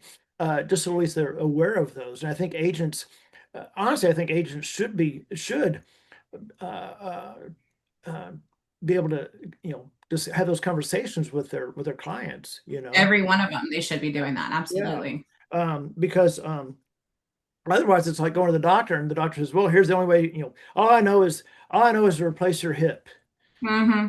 versus, oh, you know what? Some physical therapy can really help with this, and this. Let's try this, some other options, to help their client. But I want to make, since you're in Bulverde and with what you do, I think it'd be phenomenal for you and for us selfishly, for you and Johnette to connect. Offline, and I think she put her phone number and email address in there. So definitely want y'all to connect and have a conversation, uh, offline about ways for us to network and work together. Because Johnette's down there in Live Oak. I'm up here in Lake of the Ozarks right now, which just because I'm here doesn't mean anything other than I'm not taking you to lunch. No. That, I mean, right now I'm kind of getting my feet back into the investor world, and everybody's, it's funny because some people I've met, I'm like, man, I remember when you first started, it was so long ago, and now they've just been really, really successful. So it's cool to see the ones that have got to really grow in our area. So I'd love to reconnect with different investors and wholesalers, and also new ones. So, and welcome to I'd also reach out to, I hate to say this, matter of fact, I almost want to stop the recording, but I think it'd be great for you and Dan to connect as well. Ugh. I actually think me and Dan have met before a while back. Oh, believe me, if you met him, yeah. you'd remember it. If you it's been some time, but Has I it think we been? might Maybe lunch or an event or somewhere? Yeah, I'm in what's San Antonio. what's your last name, Amanda? Trejo. I used to work with ATW Investments a long time ago. Okay, yeah, Maybe. yeah. I think you and Dan should connect as well because he's in San Antonio area. So, Yeah, I think we met through gosh, what was his name? He was in charge of Alma Maria for a while. oh, Alma. Well, Alma Maria is Ray Sasser. Alma Maria or Saria? Maybe it was Saria, the Saria. attorney. Victor Moss. Oh, Victor. it rhymes. I forgot his name. It rhymes. Oh, here we I forgot go. his name, right?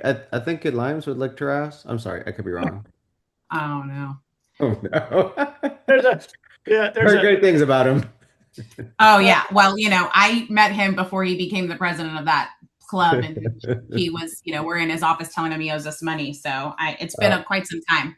Oh Lord, we can share stories, I'm sure. Yeah, Sure. we can stop the recording and. But yeah, we'll make sure I'll make sure I put in my information. I'd love to connect. That'd be great. Yeah, that'd be great. Yeah. Victor and I haven't talked to him in quite some time, but I don't even know if he has 3 anymore. He said last I heard from him, he said it wasn't profitable anymore. I was gonna say making him money, yeah. But yeah, but I think the last event I had, he had an expo in 2018, I think, or 2019, 2018, and I spoke at that. And actually, this house I'm here in Lake of the Ozarks, the lady that whose house this is, her and her husband saw me speak at that event and came on as my students, and now I'm living in their house.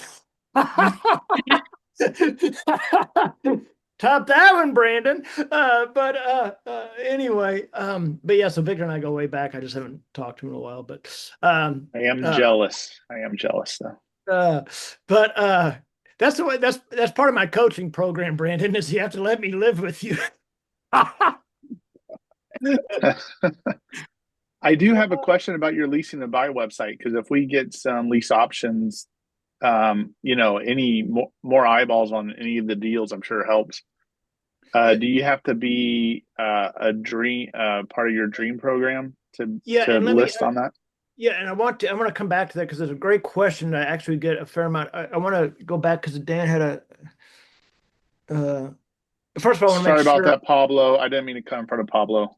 My bad. Yeah, Brandon he doesn't understand ethics. First of all, I'll make sure, Amanda, did I answer all your questions, or at least on that part of Yes, it? you did. Thank you Okay. so much. Thank And you. then Dan, I'm gonna go Dan, Pablo, then Brandon. Dan's, let me scroll down here under your format. And how much do you get paid? Are you putting the seller together with lease option E after assignment to lease options? Do you stay in the Okay. So Dan had a kind of a three-part-ish question. How much are we getting paid? So we uh um uh get paid the option fee from the buyer. We get about 5%. It's not, necessarily to the dollar, but if we get about 5%, that let me share something with y'all here real quickly. If Which I I think that would be interesting and different than traditional deals, because on a wholesale deal, the option fee comes from this. Well, no, I guess it does come from the buyer. No, it's still from Yeah, the buyer. Never mind. so I don't so do I'm wholesale deals. I'm gonna sales sheet. No, Kingston. Okay, so here's a so I'm going to show you this. I'm going to do a screen share here, guys, to show you all this. Now, this particular price sheet I put together was a little bit unique, and I'll explain why. But it doesn't matter. This was for someone that works with a family office, so it's a little bit different, but it gets to the chase of what Dan was asking. The first part of the question: how much do we get paid? So. Uh, it's about 5%. But I'll tweak that. I'll tweak the numbers to make it attractive to the buyer, and make the numbers work. So in this case, this gentleman, it's actually his son, but the gentleman that we had the conversation with, he works for a family office, and so he does a lot of private money lending, and so meaning a pipeline of potentially more investors, more properties. Once he goes through everything, he wanted to be educated on Texas lease options. Once we go through all that, if we do this deal from him, then that opens up the floodgates for a lot more properties for the investors that he lends to. Let me move this out of the way here. So, Dan, can you see this okay? Yeah. Dan, can you see this Yeah, he Yeah. said he can. document? Yeah. Uh-oh. Did I just freeze up? Maybe. Yes. Let me stop sharing for a second. I think it froze up. Oh, there you are. Okay. I'm gonna share this I document. was able to see the screen. Okay, everything froze up, so I didn't know if so let me break this down and kind of explain this a little bit, guys. So they were asking, and I don't want to get too deep in the numbers here. I'm kind of an overview here, but this seller was asking, I think, $479 for their house, or $479.9. We typically raise the price of the house a little bit depending on and that amount. Again, there's not a formula for this, but we'll raise it depending on the price of the house, $8,000, $10,000. So in this case, they were asking, call it 479 or 479.9. We raise it by 10,000. So the buyer's paying a higher price for the house. Why? Because in real estate, you can have price or terms, but you can't have both. So they're paying a little bit higher price, but they're getting the terms, meaning they've got a year to get financed, which ideally there's some appreciation there. So 489.9. But specific to Dan's question, what do we get paid? So I was going to put the option fee here at 25, which is going to be pretty close to where it would need to be, or where I at 5%. But I made it $20,000. So option fee, this is the amount of the assignee, the buyer's paying us for our contract and all that. I lowered it a little bit to 20,000 just to make it a little more appealing from a marketing standpoint. Once we go to market this house, 20,000 is a lot sexier than 24.9 or 25,000, right? So just again, from a marketing perspective, but nevertheless, $20,000. This comes off the price of the house. When this buyer goes to get finance, it'll show they've already put 20,000 down to be used towards funds to close. 99.9% of the time that goes towards their lender required down payment. If they go FHA, which almost every single one of our buyers goes FHA, FHA requires 3.5% down. So they've already got their down payment. They don't need another down payment. They're covered. Now, so how much do we make out of that? Normally, if this was just Joe Schmo off the street, out of that 20,000, scroll down here, it'll say portion of fee paid to seller. I normally would have paid him like maybe I was 3,000, distracting her with this until she came back. maybe $3,000. So in that case, we would have made $17,000. In this case, I want to be more attractive to the seller. Again, why? Because I'm looking at the long game. We frame it in your big If an frame. investor, if we're working with an investor, I'm going to give the investor more of our fee. Why? Because that investor it's attractive to them. They're going to bring us more inventory, right? So hey, give them a little piece, a little bit When you get out, we'll go. bigger piece of the pie, and let's bring us inventory. This guy, the father of this seller, is a private money lender. He lends to a lot of people that they focus on single family houses, and they do fix and flip or whatever. And so he's looking to refer his clients to us. So I'm like, hey, I'm going to give your son a bigger piece of the pie. But to answer your question, Dan, we get we get about 5% down, and then we give a little bit of that to the seller, 2,000, 3,000, depending on the price of the house. In this case, I gave him more just to make it more attractive. Then we get into the seller concessions, which I can talk about that if you want to, and then the monthly payment. Actually, yeah, because maybe something I understood or misunderstood about Texas is that you really cannot give any rent credits. Otherwise, Yeah. it might become an executory contract. Am I No. confusing things or? Yeah, so let's talk about that rent credit. So what is a rent credit, first of all, and why did we get away from rent credit? It had nothing to do with Texas law, but let's talk first about what is a rent credit, just so everyone knows here. A rent credit is where the buyer, the seller, is giving a portion or contributing a portion of the monthly amount, quote unquote, to the buyer at the time of finance. So, for example, the seller could say, hey, this house is $1,300 a month, and I'm going to give you $300 a month rent credit. So at the end of the year, you got $3,600 towards the purchase. So the misnomer with a rent credit is that buyers think it's going towards the purchase price. It's not. That'd be a seller-assisted down payment. The lender's not going to go for that. You'd have to structure that a whole different way in order to do that. To just give a rent credit is really at the end of the day nothing more than a seller concession. Seller concession is where the seller's paying, contributing towards part of the seller, the buyer's closing costs. Happens all day, every day in traditional MLS deals. We got away from the term rent credits and called it what it is, seller concession. We started that in 08, maybe 09, 08, 09, after the debacle happened, because lenders were literally daily, lenders were changing their guidelines, their lending guidelines. One of the things that popped up during that time is that, I don't know why this came up, but it did, is that if a contract had a rent credit in it, that most lenders would then do a rent rate appraisal.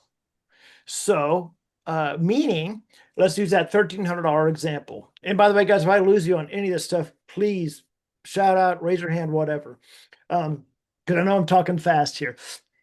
Let's say a buyer's paying $1,300 a month. The seller said, hey, I'll give you $300 a month rent credit towards the purchase. Buyer goes to get financing. The lender sees the contract that has a rent credit of $300 a month. Lender throws up a flag and says, we need a rent rate appraisal. They go to a rent rate appraisal, and the rent rate appraisal comes back and says, yeah, the average rent for that area is $1,300 a month. Okay. The lender then says, well, you're paying $1,300 a month.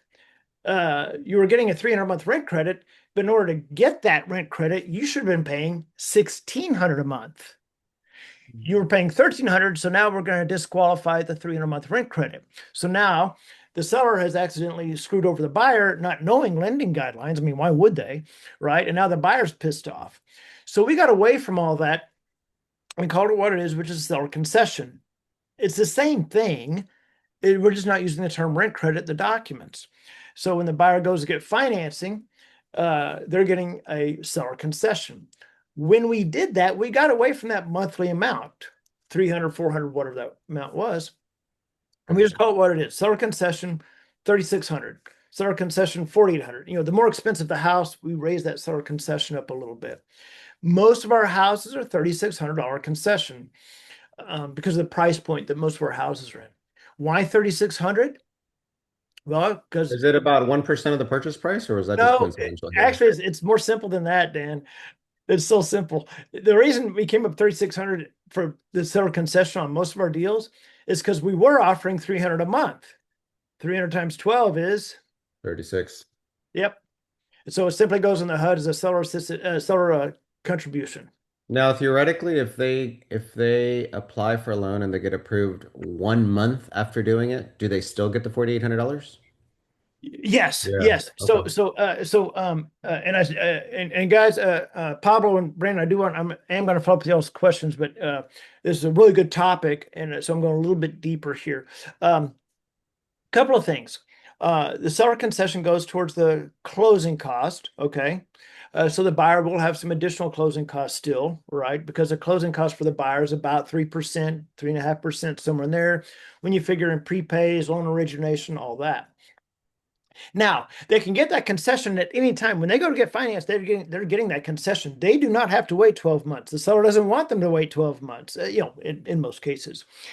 Little caveat there is that most of our buyers go FHA. FHA has a little rule that they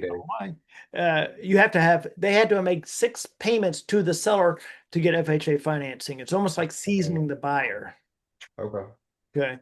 So like we had one last year that got financed. It was a very bizarre story. But it is what it is. Got the buyer moved in, and within 30 days started the financing. We started the financing process. They got financed within about 2 months ish. They went conventional. They had to go conventional, which means they'd put a little bit more money down because they put almost 5% down. Most conventional loans, conventional people think of 20% down. No, most conventional loans, people are putting 5% down unless you're getting into jumbo loans or something like that. Yeah. So yeah, that's it on the concession. Now, after your assignment, do Mhm. you stay in the deal for Yeah, anything? yeah, to an extent. I mean, once we and just one second, I'm gonna come back to that. I wanted to finish up this because this is very, very Okay, go important. ahead. Because you mentioned rent credit in Texas law and this and that. The law does have verbiage about rent credits. The law states that the seller cannot withhold a rent credit for a late payment. So what was happening way back in the day is that these schmucky dudes down in the valley, one of the things they would do is if you're ever late on a payment, and you know what, honestly, we kind of did the same thing because that was what you did back then, is if someone was one of the incentives to make those payments on time was to get that rent credit. So, but what they were doing is take it to an extreme where if they were one day late on a payment, they didn't get any of the rent credits. Right. So it's a kind of hosing over the seller, the buyer. But the law does make reference to rent credits. You can offer a rent credit, but you can't disqualify that rent credit for a late payment. Yeah. But with our case, it's seller concession, doesn't matter anyway. Okay. Yeah. Now, buyer gets we approve the buyer. They send the documents, wire the money, moving the property. If they need credit improvement, we put them in touch with our credit improvement guy even before they move in. Within first month, then we hand them off to our lender, so they're in that pipeline, right? And then we can follow up with them every few months to make with the lender, and then make sure everything's on track. Yeah. So you put them on a conveyor belt, so to speak. Basically, yep, Okay. yep. Gotcha. That makes sense. And then let me stop sharing this. So your avatar buyer would be Who? Because your avatar optionee would be somebody who can realistically, possibly Mhm. get financing within 12 months. So who would they be in your box? First They're of all, not we going to be illegal immigrants. They're right, never going to get. right. So first of all, we lost Pablo. He was tired of having his hand raised, but Oh, sorry. so John, be sure to reach out to him I and will. Yeah. see what the question was. But so our avatar buyer, um, it can be someone that is self-employed. A lot of people that would come to us are self-employed. It can be someone it can actually be someone that's just relocating and they don't have to wait 2 or 3 months to find a house, then go through the whole, underwriting stuff, getting 2 years of documentation and DNA sample and this and that. If someone has an I-10, then that's really seller finance, obviously, as you know. Now, John and I were speaking to a lender earlier this week, it was last week, earlier this week, and I'd be something we didn't discuss, but I'd like to have a conversation with is programs out there to convert lease option to financing for I-10. Obviously, an I-10 person can get financing, but they typically need 20% down, right? All things being equal, they typically need 20% down. So someone comes in to keep life simple. If someone has an I-10, they're really not a fit for the lease option unless you were going to convert them to seller finance. Where does that come into play? That comes into play where you've got a house that's seller finance, you're wanting 10% down. They've got 5%. Okay, well, let's do a 6 month, 1 year, whatever lease option. As soon as you have that additional 5% down, then we convert that to a seller finance. But that would require the participation of a seller who's willing to carry the note. Right. Yeah. For the purposes of our model. Got it. Yes. But the only reason I bring that up is like, excuse me, Landon in Houston has used, excuse me, our documents and our structure to convert with his seller finance deals. He does a lease option because they're a great fit, but not quite enough down, then converts them to seller finance when they've got the rest down. Got it. All right, Brandon, you had started a question, I think, and then so I wanted to. Do you remember what your question was, Brandon? I don't remember. I don't remember. I don't know if it's regarding the concessions, like the amount, like how you figure out if it's like, I think he asked already, like percentage or by Okay. the, a dollar amount per month. Yeah, So, no, it's I've got calculations that I do in my head, rapid fire calculations that but I do it in my sleep. So, but I do have a lease option calculator that may be in that training that I'm going to give y'all I think that are it based is. on my calculations that I do in my head. But it's really simple, as far as how much I raise the price of the house, how much per month, how much, the option fee, that's easy, about 5%. I set the monthly payment. I don't look at Rent-A-Meter or any of that crap. I literally, when I submit those numbers, the initial numbers of a seller, I haven't even asked them in most cases. I don't even know how much their payments are. Because once I send those numbers, if they come back and say, oh, you had it at 3,500, my payments are 3,600. Okay, well, let's go back and adjust that, right? They're just preliminary numbers. But I'll calculate. When I said the monthly amount, I'm looking at a few factors. The main was about what are the payments going to be at the time of finance. What are the payments going to be at finance? And then also what's going to make it attractive from a marketing perspective. So if I know those payments are going to be about 3,500, I may make the monthly payment 3,295. Make it attractive, but it's close enough to where the payment's going to be, right? But if you want to do a mathematical formula, you take the price times 0.0085, and that's your monthly payment. But I do that in my head in about half a second. I just spew it out. Times 0.0085. You could actually increase that a little bit now because interest rates are higher, but that's going to 0.0085 is going to get you incredibly close until you get above about $700,000 house. Then you start backing that off 0.008, 0.0075, right? But again, you don't want to get too deep in the minutia on that, you know. And I'm going to put a link in here in just a second. Let me see if this Dropbox has.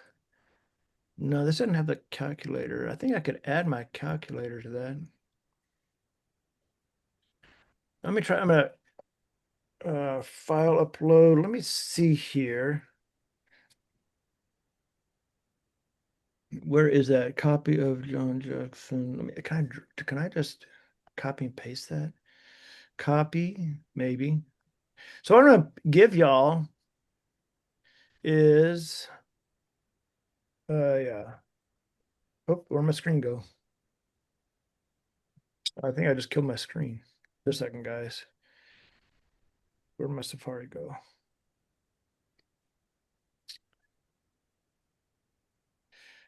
Can I, let me see if I can just, yes, I know, okay. I'm gonna have to see if I can do this here. Copy of.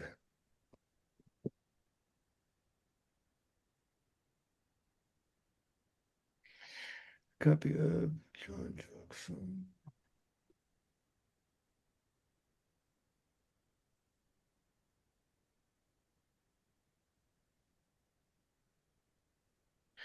Copy of.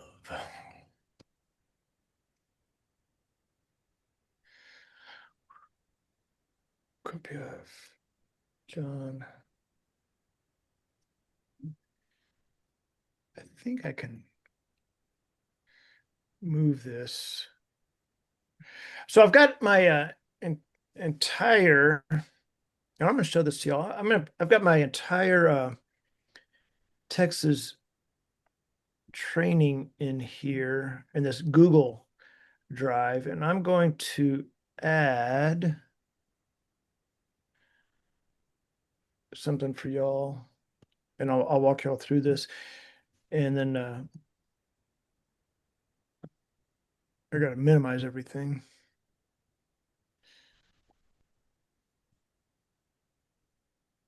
Wait, was that Will? No, nothing. Never mind. Okay, let's see if I can add this by dropping it in here. Okay, there we go. All right, so I'll show you. I'm gonna do a quick screen share here, and I'll put this link in the chat box. Summarize, analyze. Okay. How can I share this? Okay, thank you.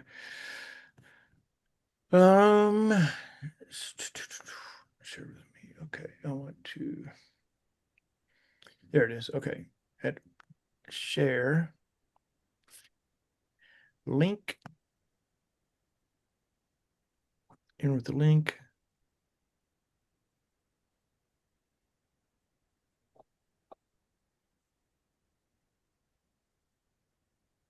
Okay.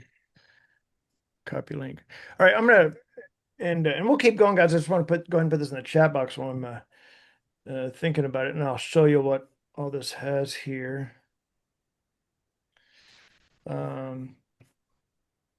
It's going to go in the chat box. It's a link to a Google Drive.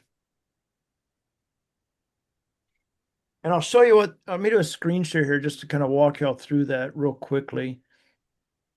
So you'll know what we got here, because there's a lot in there.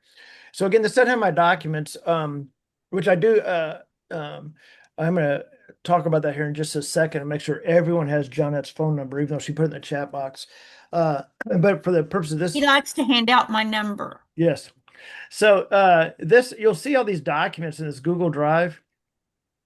The first thing you want to start off with is right here. This reference booklet, the reference booklet for Texas Lease Options.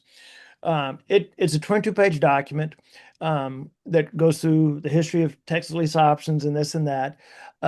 most of these other things are reference materials like Title 2, Chapter 5, original version of the law, the final version of the law, the amendments that were made.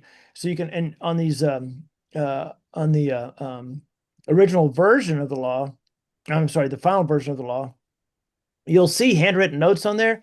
Those are notes I wrote in 2005 about what applies, what doesn't apply, what applies, what doesn't apply. So you can see where I was going line by line through the law. But you want to start off in this reference booklet here, and I'm going to open this for a second here if I can. And it's a really easy read. And I make reference to the CDs, under CDs. Anyway, this is back in the days when this was a CD, but it has all the information in there, all the reference, materials that it talks about the reference materials that are in the drive. But there's also down here under video training, about a 24-minute video where I'm going through the history of lease options. So it really kind of brings it all together. Anyway, so this reference material is where you want to start, the reference booklet, I mean. And then, like I said, everything else within that drive here, these items are just reference materials. If someone wanted to reference back, you don't have to. It's there for you. I went ahead and put the lease option calculator in there. I dropped that in there for you. And it's I don't use it because I just do the numbers literally in seconds in my head. But it's for someone starting off with lease options to structure them the way we do. It's a good, a good thing to start with. It helps. It'll give you some guidance. The calculator is good for houses up to about, the numbers are pretty good for houses up to about 650,000. After that, the formulas start getting off. They really don't align with how I would set them, because I would have to have multiple formulas in there, and it's just not worth it. But I will show you the calculator real quickly. Let me pull it up on this screen. And like I said, I don't use it because I literally do the numbers in milliseconds in my head, just because they're so easy. But I will show you this here. You do a screen share. This is so easy to use. But I do want to point out a couple of things. There's the calculator right here. This is an Excel spreadsheet. This is all you have to do with this is type in the asking price, and it'll spit out the numbers for you. So let's say the asking price is 350,000. I hit enter, boom, it just calculated numbers for you. So, and like I said, you don't have to go with these exact numbers, but it gets you at least pretty close. 350, they're asking 350. You set the price at say 357. Option fee, again, it's calculating a certain percentage in there. Portion of fee paid to seller. It's just, a suggestion. There's no magical formula about how much you're paying the seller. That's up to you. But it has a suggestion in there of 3,000 in this case. Concession, 3,600. We already talked about that. Monthly payment, it's using the 0.0085 calculation. And but again, I'm not going to set the lease payment at $3,034.50. I'm going to make that like $28.95 or something, right? But again, you get the gist. This gets you pretty close for someone just getting started with lease options, at least with our model. But I put that in that Google Drive as well. John, are you checking out markets to see if they're declining much, or you just? I look at current comps, and I do that very, very quickly. I don't spend a lot of time researching comps and declining, appreciating, whatever. I'm just like, what's the market look like right now? Got it. Yeah. I got to jump to another meeting, but thanks so much. Yeah. This is like a mini workshop here, John. I know. This is Yeah, amazing. This is great stuff. This is awesome. What I'll do, if you want, Brandon, is we'll post this recording on Facebook, and so you can, everybody here can always reference back to it. If there's people you want to share it with, Brandon, within your group or students or whatever the case may be, you can do that as well. Something I will mention is for anybody that is on this call or watches this replay for this week anyway. And this isn't some sales pitch, but I wanted to do it for whoever took time out of their day to be on here. Is as y'all know, I give you, my entire course right there. But it doesn't have my documents. So I do have, for those of you on the call here and watch the replay, I do have my entire lease option course available. I really don't talk about it much at all. I focus on my deals with my students, my deals with my students. But I do have the entire, my entire online course, which has literally step by step by step videos, all my documents and contracts for Texas, North Carolina, Ohio, all the other states. Those are the three states that have the differences. Everything in there, my copy and paste emails, literally everything I use every day, my seller price sheet, my copy paste, like I said, copy paste emails, everything we use. Uh, if someone would go online and buy it, it's $9.97. They can have it for $4.95. I don't have a promo code or anything. They would really have to call Johnette directly. And so she'd have to, process that all manually, get their account set up and their username and login. And her phone number is 817-308-6. I'm so sorry. 817-308-7652. 817-308-7652. Or you can email her support@leasingtobuy.com. Support@leasingtobuy.com if you want to take advantage of that. For anybody that is on here or watches the replay, $4.95 for everything, including my $30,000 documents, which I literally spent $30,000 on. But just reach out to Johnette because she'll have to do that manually. I don't have some magical code to give anybody that watches this replay to get that offer, but certainly you can have that. Anybody that does get the course, Johnette will have track of all that.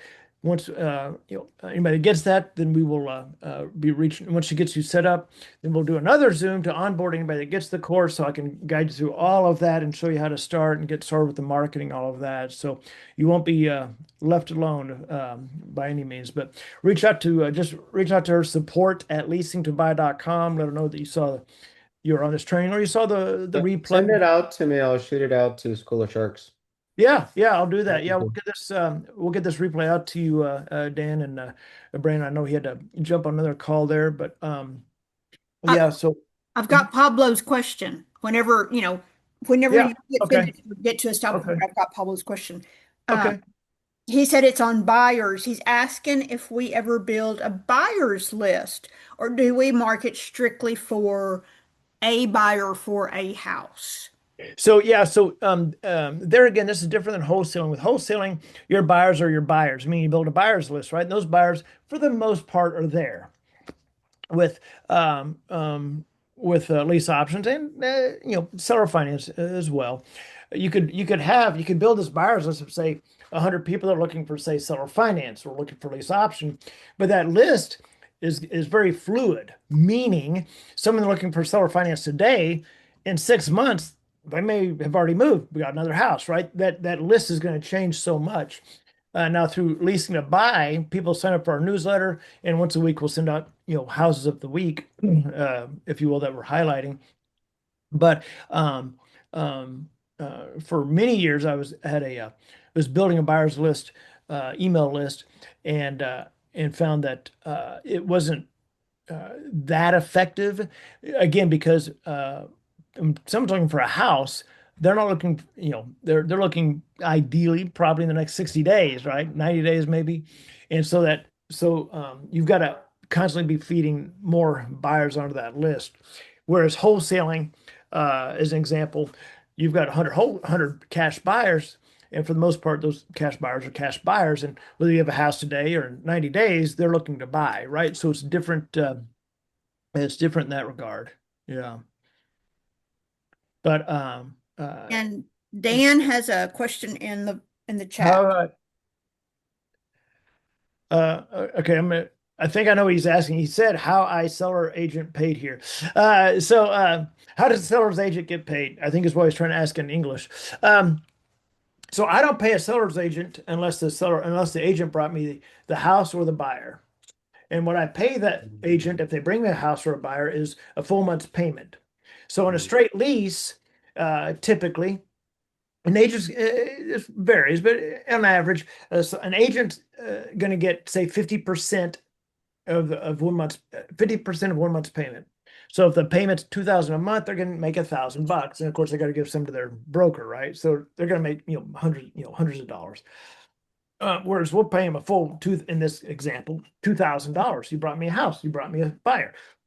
I'm going to pay 2,000 out of my fee. Now, anything beyond that, if it's a seller, if the seller's got an agent, the seller says, "Well, how does the agent get paid?" Well, that's between you and your agent. You certainly want to have that conversation with them. Let them know you're looking to offer the house as a lease option. And they're going to be marketing, doing their thing. We're going to be doing our thing. If they get a contract first, just let us know. We'll cancel. We're good. Just let us know. If we bring a buyer, then whatever you've worked out with your agent, that's between you and the agent. So I don't get into that conversation with the seller and the agent. I let them take care of that. Right? That's not because I don't have a contract with the agent. Yeah, makes sense. You all Got take it. care of that. Yeah. So let me go back through here. And yeah, again, especially the people that watch this replay, if you want to get the entire lease option training at half off, just reach out to Johnette, support@leasingtobuy.com. I'll do a quick screen share here, then we'll continue with questions here. But my video's messed up there. But here's lease option classes where we've got all the training. It's all online there. We get access to, and John and I will set you up with all three of our courses: the main course, lease option course, how to buy a $500,000 home for $5K down, and the 4-hour boot camp, which is really good. It's recordings from an actual live event that we did. And for everybody who watches the replay here, I'll show you real quickly, hopefully quickly. It may take a little bit I think my Wi-Fi is slowing down here. I've got 1,000 tabs open. And just to show people what's there. Am I logged in? Okay. So on the lease option course, which is the main course, you've got all your documents, contracts, copy paste emails, everything I use every day is right here. All your documents we use, videos of me filling out contracts. I do have a couple of seller scripts in here. Like I said, I don't use scripts, but you've got everything I use every day. You've got our operation manual, our step by step videos, everything from getting started all the way to closing the deal, our Texas Lease Option Course, how to work with me if you want to be one of our students. That's in there as well. But everything is in here. It's very, very simply laid out. These videos are like 10 minutes long, 12 minutes long, very short to the point, so that we don't go, so that it's very, very simple to understand. But yeah, you get all my contracts, documents, everything we use is in here in the document section. Whether you're in Texas or any other state, we've got all your documents there, and then step-by-step videos go through marketing to sellers, how we do direct mail, how we set the numbers, fill out the price sheet, everything you could possibly use is within this. But yeah, if you want to grab this for Scroll down a little bit. Scroll down to the blue tabs. Okay, the blue tabs. Show the blue tabs. Okay. Now, anyone who buys this course for $497 today, or $497, I said $495. Look at you trying to make $2. I got to get paid somehow for putting up with you. All right. Their assignment fee. That's right. Yeah. Woo, $2. All right. You see that there are 4 blue tabs, starting with view course related files on the left and ending with Dream Partners on the far right. If you buy just the course, you will not be getting the Dream Partner tab. That is just for the people who come on as a Dream Partner. Yeah, and those are our students that we work with. They have. That's what Brandon was asking. Okay, and he's already off. I do want to cover this. And I want to go back to everybody's questions and get back on track here. But so our Dream Partners, we're literally giving them business. You don't have to build anything. You don't need a website. You don't need anything. We give you the business. It's almost like a license agreement of leasing to buy. And leasing to buy is the mothership. This is where we post all of our properties. This is where our students post our properties. Here's the one that Ty had. That's the one that Brandon was asking about. So leasing to buy is walk that on Friday. You can see this is where we post all of our properties. This is where our students post their properties. This is where our buyers and their buyers fill out applications. So this is the hub of everything. So we literally give the students the business in a box. with all the coaching calls, 11 coaching calls a week. We walk you through the marketing, talk to sellers with you if you need us to talk to sellers. But this is the hub. This is the mothership. And that's one of the things, just one of the many, many things that the students get. But again, that's a conversation to have with Johnette when you email her or call her if you want to take it to a whole other level or get serious about this. But yeah, so there's that. But yeah, thanks for pointing that out. Yeah, this tab is for our students only. It's got quite a bit of additional training as well. Okay, and Amanda's asking all of this for the $4.95. She's not going to pay my $2 assignment fee. She Yeah, is and I don't blame her. I don't blame her. But yeah, Amanda, you would get all of this, and if you know if you want to talk to John Ed about the Dream Partners, what that looks like, certainly have that conversation.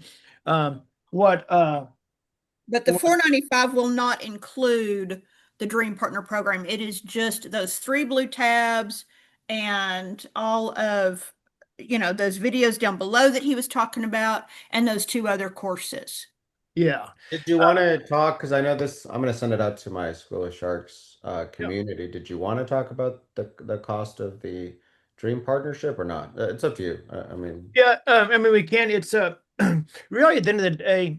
So I'm not like one of these gurus that, nothing against them, that charge $20,000, $30,000 or whatever. And then you get lost in the shuffle. So with our Dream Partner program, it's again, it's almost like a license agreement. We're giving to business, and a tremendous amount of support. Johnette and I are there, all day, every day on the phone, available by phone, text, email. We get back to our students almost immediately. If I'm in front of the computer or Johnette is, we'll hop on a Zoom with the students if they need to, out of the blue, they have a question. Hey, let's hop on Zoom. Let's walk through it. Let's get the seller on the phone because we want them to do deals.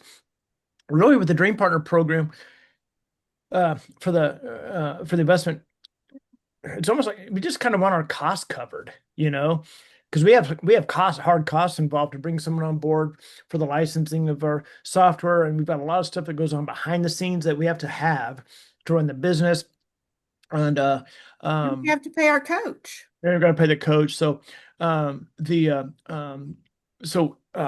normally the course is $997, and a lot of people will come get the course first and then decide to come on as a Dream Partner, and we'll credit them with what they've already paid because we don't want to charge them twice. And then on the Dream Partner program, there's the initial fee to help cover our cost. We used to, back in the day, we were charging $30,000 when I was doing the live events. But now we're like, hey, just if you can cover our cost. And there's a monthly component to it, which again is just literally covers our cost of $495 a month. There's the initial fee. Our hard cost, Dan, to bring someone on as a student is about $2,500, right? And if they've already bought the course for $1,000, we'll credit them with that. But really, just want those hard costs covered. And then the monthly is $495. But again, we don't make a dime on that. It really just comes in and goes out because we're every month on between the 1st and the 8th, believe me, we're having to pay out subscriptions we have to have for this. So it's about $2,500 to start and $500 a month. I imagine no long-term commitment, or is there like a yearly contract, or you're stuck with me till you die. Okay, love it. I'm like herpes, Dan. You can't get rid of me. Yep. No, love it. But no, they can pause at any time. They can say, for whatever reason, they can pause and come back and just pick up where they left off.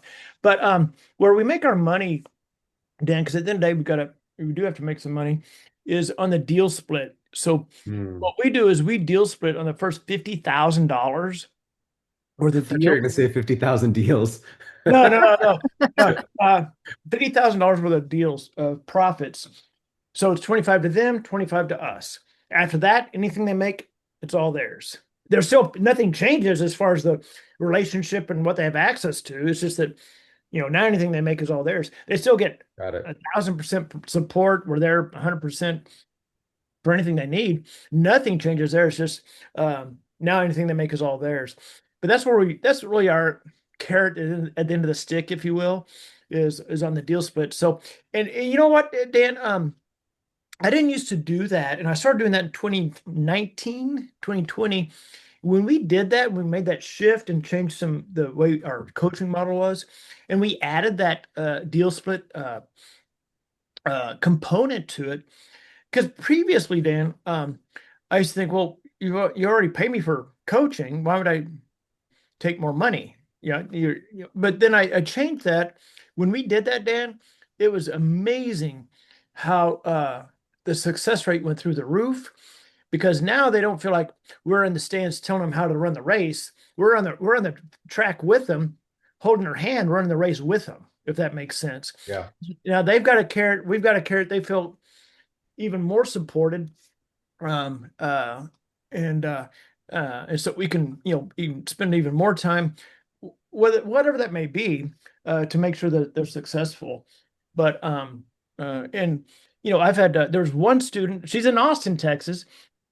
She hit that 50,000 on her first deal, which is a little bit of a Nice. unicorn deal. She's in Austin. Her first deal was in Scottsdale, Arizona. And she made 55,000 on that.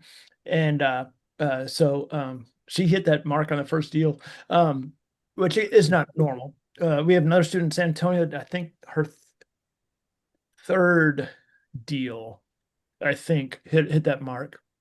That might have been her second. Yeah, the average, I mean, with the dollar points, the dollar price points of the homes and the assignment fees, it should be 2 to 4, maybe 5. Yeah, Tops. exactly. Yeah, exactly. Even if you're going on lower end of $12,000 or whatever, 4 or 5 deals, you're going to hit that. But yeah, so it depends on the price range of the house, what you're getting down. Yeah. But Cool.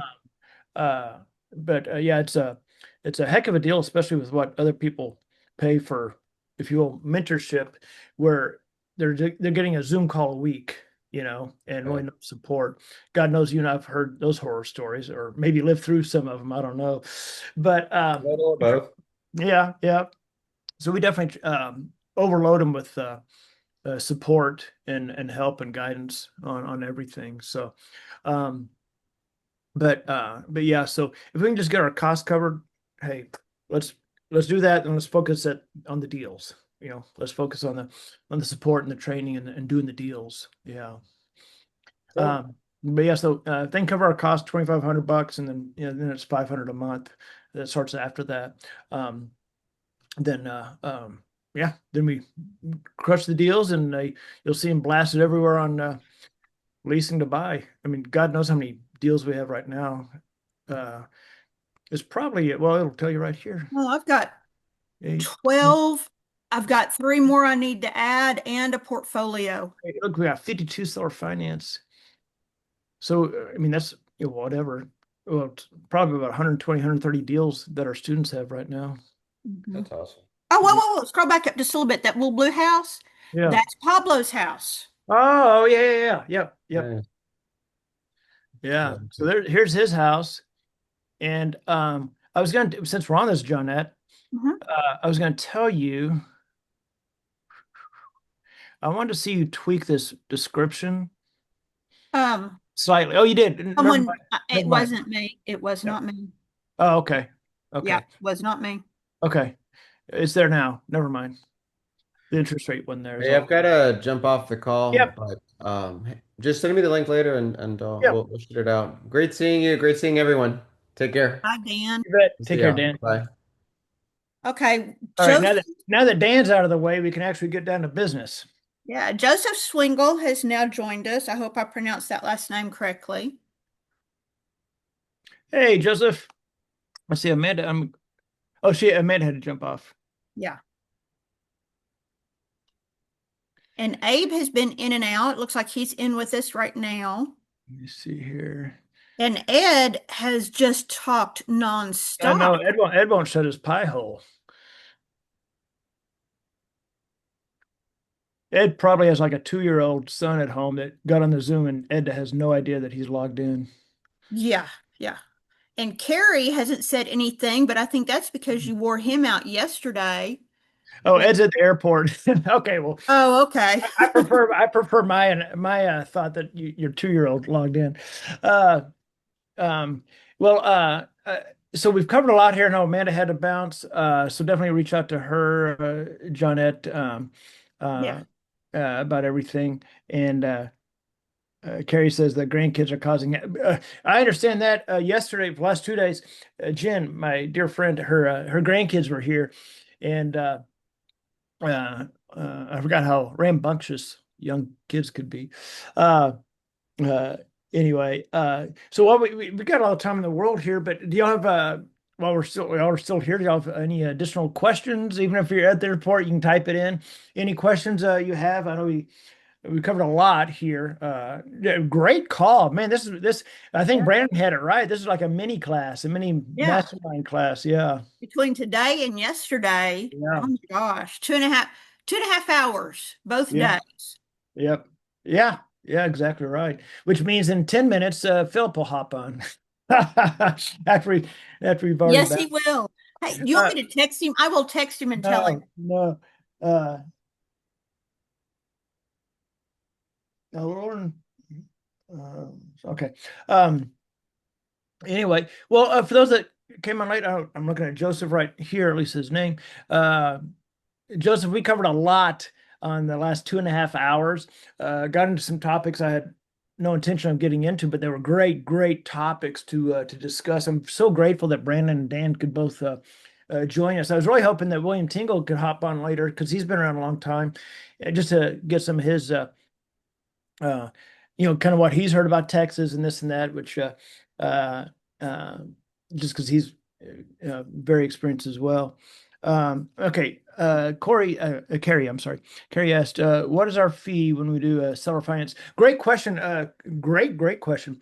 So seller finance, we do a lot of seller finance as well. We do, like I said earlier on the call, we do about 15 to 20% of our deals are seller finance.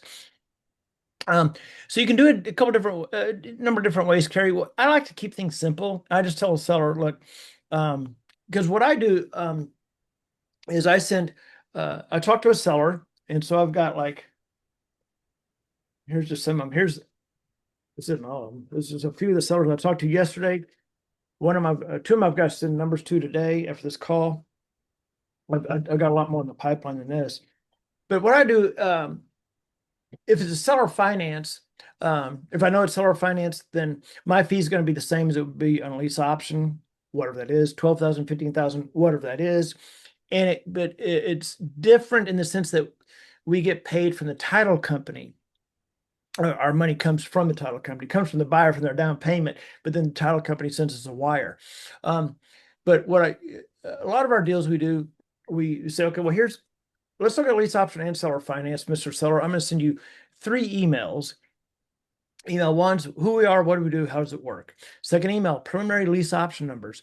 Then I want to look at seller finance, and then I'll create a Loom video, which I won't show on here just for time's sakes. But so an amortization table is really simple. What I do, very simple. Anyway, and then but I tell the seller, like, our fee is the same as it would be on a lease option, whatever that amount was, 12, 15, 20,000, whatever that was.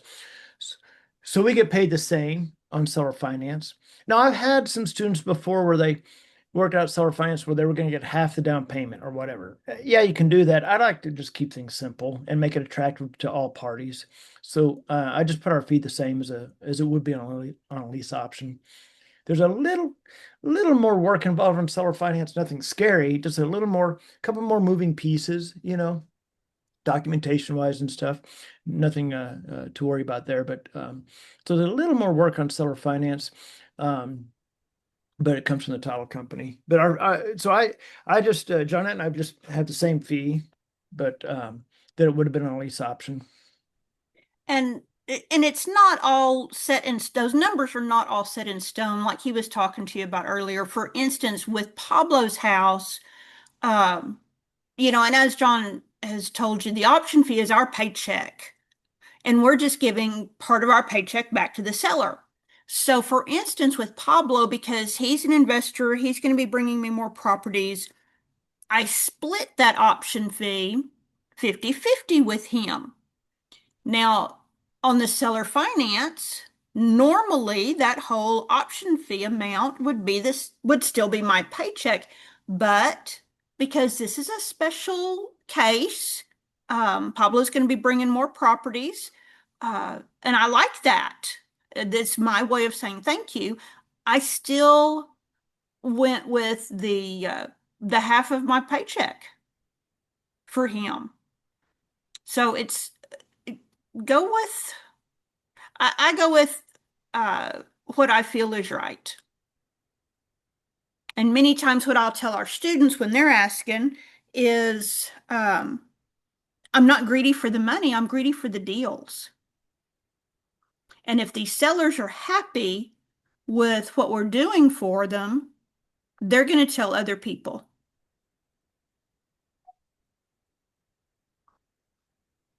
So I just got a text from Lauren. Yeah, just like on that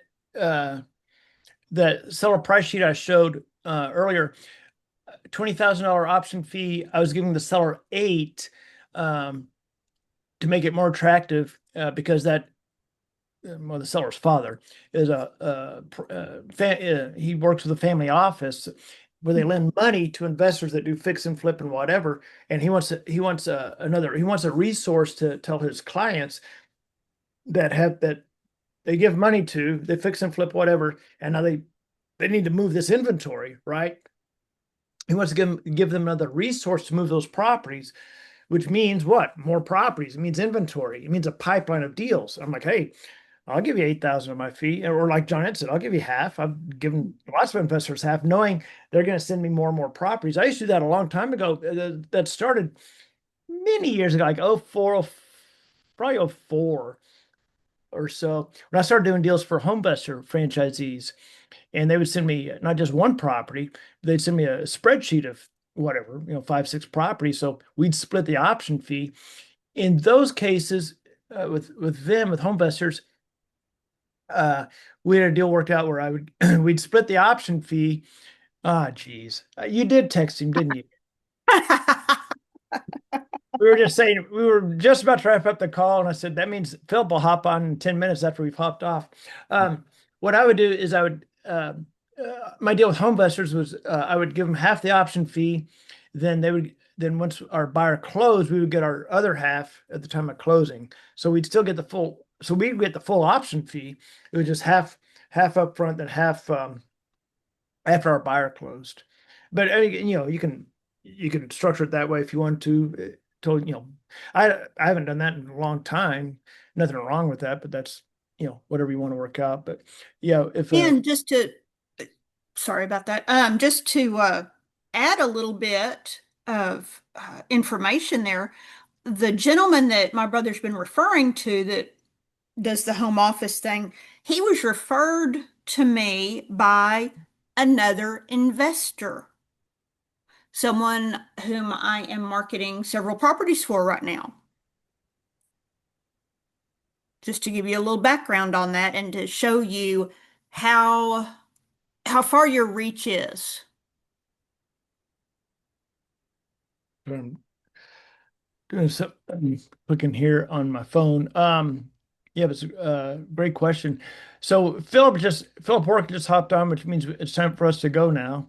All right. So yeah, we've been going 2.5 hours, Philip, covering a ton of stuff on Texas Lease Options, and I had Brandon Simmons on and Dan Diaz on, very, very, very seasoned investors and educators in their own right. And William Tingle was on for just a minute. Yeah, William Tingle was on for a little bit, and we were able to boot him off. But it was great to have them on to ask some more in-depth questions and stuff, and cover topics that I hadn't planned on covering, but they were really good topics to cover there. So anyway, we'll get this again for everybody on here. We'll get this replay up. We'll probably post it twice, maybe today and tomorrow, because it was just so good. Great information there. But anyway, Philip, I know you and I talked yesterday after the call. You called me. I Yeah. think we'd already hopped off. I saw you try to hop on like a few minutes after we hopped off. But anyway, since you're on here, I know we talked yesterday, but anything you want to ask, bring up, or talk about? Yeah, well, I'm excited. I got 12,500 down on a 247 house. So they did 250,000. So I've got that guy locked in, sending Yep. him the lease Good. option agreement today. So that was good. Congratulations. Thank you. But yeah, Jeanette mentioned y'all were in here. Thanks for getting me on at the start of the call instead of the end. You Well, Philip, I've been posting it on Facebook. know? I know I was actually at lunch with one of my private money partners. So we had a good lunch meeting and he was looking to raise more capital for us. So Oh, Good. good. good stuff. Good, Good good, stuff. good. You know, Philip, William Tingle joined and he said that he saw my post. And something that really irritates my little brother, not the middle brother, but that youngest brother, is when he finds out that someone follows me and doesn't know who he is. Oh, believe me, William knows who I am. And unfortunately, he and I follow each other on Facebook, so I got to see all of his travels and stuff. Well, good deal on that one, locking that one up. Look, that's awesome. Did you Yeah. all end up going with a 12-month? I did do the 12-month. Okay. Yeah. I'm gonna give him some incentives to close early. So Okay. hopefully I think he'll close early. Yeah. Well, good. Well, good stuff there. Yes, sir. Glad to hear that. And I got questions for days, man. I know y'all been on here for a while, so we'll just save Well, it for the next one. you're on Hey, on Philip. here now. Philip, was that the house that you're closing today? Is that one of the ones that I have on my Facebook page? That's a good question. 3318 Suitor. I have no idea. I don't know if it's up there or not. I'll check. Yeah, check, and if it is, just post something about it being sold or something. Okay. Yeah, I need to update the site too. We got quite a few of them. And we're Okay. moving some of our Airbnbs onto the site too. We're gonna Okay. get out of some of these Airbnbs and back into the lease options or owner finance. That's one of Okay. my questions, John. Speaking of, What's that? do you, I know some of your properties you advertise owner finance, some you advertise lease purchase. If I'm okay going either way, and then as far as like, because your website's branded lease options, right? But you do offer some owner financing. Mhm. So what's your preference, or how do you choose? So if we have a deal that's there's three things. If it's straight lease option, seller finance, seller market, seller finance. We will have deals where the investor, the seller, is okay with either option, and so we structure that. We post the terms for the lease option, post the terms for the seller finance. If I've got a deal that's both, I typically lead in on the marketing side on the post with the seller finance. No banks necessary, seller finance. I put those terms, or I may say seller finance or lease option. But I lead in with the seller finance just because tends to be a bigger pool of buyers out there. Okay. So old school used to teach, hey, don't advertise how much of a down payment you want. Because if you post the terms, then that's all you're going to get. What if they were willing to pay more? So what's your thought process on that? Yeah, so I've always had my numbers out there, just like we talked yesterday about I don't know if it was on the call or if it was on the Zoom call or if it was you and I don't remember. We were talking about having the terms in there. One of the things that's annoying about going to, say, CarMax or any used car lot is you walk up, you want it to be like a new car lot where they have the price on there, or even if it's the MSRP, whatever. But they've got the price in there because the people, the potential buyers want to know, what are the terms. And I think, I don't know if it's on the Zoom call or you and me talking, I don't remember. But like if I only had so many characters to put into a description, I would focus on the terms and even make the description super small, right? Right. Because that's what they want to know about. They don't want to know about, and then the entryway flows into the living room, blah blah blah. Who cares? You want to know. They want to know the terms. They can see the pictures, and so again, if I was limited on characters in a description, I'd put terms, Okay. because that's the bullet point. That's the most important thing. So um, um, so inevitably, particularly on lower price houses, what was yours, 250,000 Yep. ish? hmm Okay. So say 250 or so, lower priced house. It's highly common that you can put in, say, $250,000, 25,000 down, whatever it is. hmm And it's very common for people to call and say, "Hey, I was calling about that house, blah, blah, blah." And then they go, "Well, what if I put more money down?" Okay. Okay, well, that would affect the payment. Let's calculate that. And we're talking about here is seller finance, guys. Yeah. hmm Now you can do the same thing on lease option. If you own the house, if you're assigning it, the terms are set. Right. Yeah. So on your 10% down is basically what you target then? You'll just put 10%? For seller finance, Mm-hmm. I go, it's not set in stone. It really depends on the seller. I try to, when I'm when I'm when I'm sending the seller preliminary numbers on seller finance, I normally go with a dollar amount instead of a percentage. So let's use $300,000 as a price. Okay. On that amortization table, I may put in, say, 25,000 down or Mhm. whatever. Because keep in mind, my fee doesn't change. My fee's going to be really about the same as it is on lease option. Okay, so now I'm looking at it from a marketing perspective. What's going to make it more attractive? Well, how much down, right? Right. Knowing that I may get people to say, "Hey, what if I put more money down?" And I tell them, "Well, I don't put any more. I don't make any more money if you put more money down. But let's look at that." Okay. Now, keep in mind, I'm assigning these, so I don't make any more money because. But now, if you own the house, then that's different because you are going to Right. make more money, right? Yeah. So what is your fee when you're assigning them? It's the same as it would be on a lease option. So what I do, we talked about this earlier on this Zoom, is oftentimes, unless I look at the house and know it's seller finance all day long, I'll put the numbers together on a lease option. So if it's a $400,000 house or whatever, I'll say, okay, email one, boom, email two, here's the lease option information. I'm gonna send you a follow-up email with the seller finance numbers. Then when I do the seller finance Loom video, I can say, now it's whatever, 25,000 down with these numbers, with 25,000 down, blah, blah, blah. And I'll say, now our fee comes out of the down payment. It's the same as it was on the lease option that you saw of whatever it was, Got it. 15,000 or whatever. Yeah. Okay. And then when you're advertising the terms, are you advertising interest rate, monthly payments? Yep. Yep. Okay. So what's the going interest rate today for an owner finance? I try to, it depends on the price of the house. Mhm. And that's not across, and so this is where John has talked about, there's some variables that come in here where lease options pretty dang straightforward, because there's no interest rate, but the numbers are very easy to do. Seller finance is a little more nuanced on there. And so when I put those numbers together, ideally, I either know their mortgage information or have the mortgage statement. But having said that, depending on the price of the house, around 7% Okay. is what we're looking at. Yeah. So Obviously, on a lower price house, you can normally get a little bit more, a little bit higher interest rate.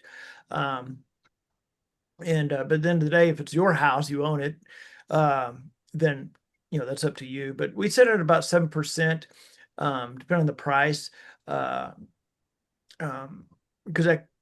that keeps it in line where it's still still marketable, if you will.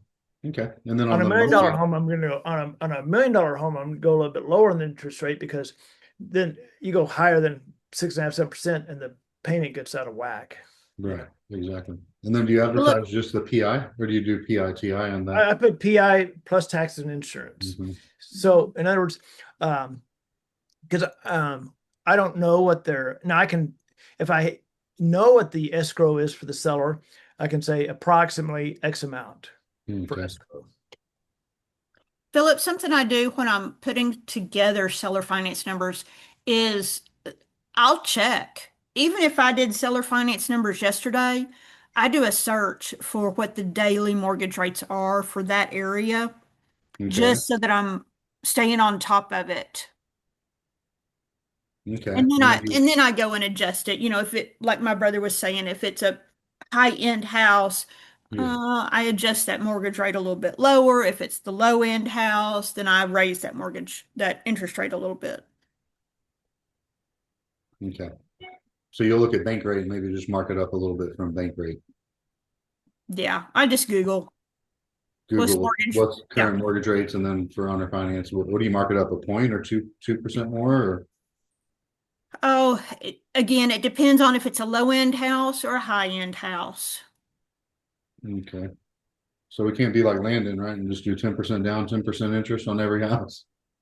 That's right. Yeah. It's your house, Philip. You do what you want. Well, I'm trying to figure out what the market can bear right now. You know what I mean? Because it was. Yeah, and that really, and again, you got to look at what's going to make it attractive. So when we structure any of our deals, lease option or seller finance, I'm looking at where the numbers, kind of where do they need to be for the Yeah. house, that price point, but then make those tweaks to make it attractive. Yeah, because I've got one right now. The house, we're marketing it for 479. The Mhm. underlying loan that I have on it is 3.5%. Mhm. So even if I do a 7 or an 8% on a 30-year with 10% down, we'll make $1,000 a month on that Yeah. spread. Yeah. Right. That's So I don't have to get 10% like Landon wants on every deal. Yeah. I think he charges like his rates are, that's where the term usurious came from. Oh, I Yeah. thought that was 18%. That's Landon. Yeah. That usurious wasn't even a term until Landon got into real estate. Do I need to get Landon on this call also? No, Probably. he and I've already been in contact today. But yeah. but you know what? Yeah, I did. You know what I did? I sent you a text order today about Did you really? Potential bridge funding opportunity, whether it be for you or someone you know. But Okay, I'll look you at should it. you should pay closer attention to my text messages. I know I was at that lunch. I had my Zoom this morning, and then it's just been nonstop. I got a bunch of unreads. We'll get to it. You'll get to it. All right. Well, anything else you got cooking, Philip? No, that's good. I think it'll make my job a lot easier if I just start advertising the terms. Oh yeah. Otherwise, they see the house, they like the house, but they have no idea how much it is, what the monthly is, or anything. All right, I'll make that change. Yeah. Well, here, like I just showed Johnette's house, one that While she's you're looking at marketing. that, so you still do 0.00825 on the lease option? 0.0085, yeah, unless it's a higher price house. Then I Okay. start to drop that down. But again, I was showing our lease option calculator earlier on the call, and I told people, look, after about 600-ish, 650, 650,000, the formulas don't really mesh, because I'd have to put multiple formulas in there. But like, here's the deal. She's marketing. She just got this from a guy that was actually on the call. Okay. Seller financing and lease option available, address, I personally, not a big deal. I personally would have put this the terms at the top and then go into the description. That's my preference also. Mm. Someone Yeah, take care of this for me. but you see how she has the terms in there? Yeah. Well, what's this range here? 7.75 interest with a 5-year step up to 10.75. Because this guy is not going to be able to do a balloon note. He's an investor. Okay. So we have to do the step up instead of a balloon because he's going to be selling at least 3 properties with seller finance this year. Mm. So the step up means that the rate's going to adjust a little bit each year. Just in year 5. That's 60 months. Yeah. Gotcha. One time. And so now we've just opened the door for more education on this call. Well, I need a nap. at some point I have to go to the bathroom. All right.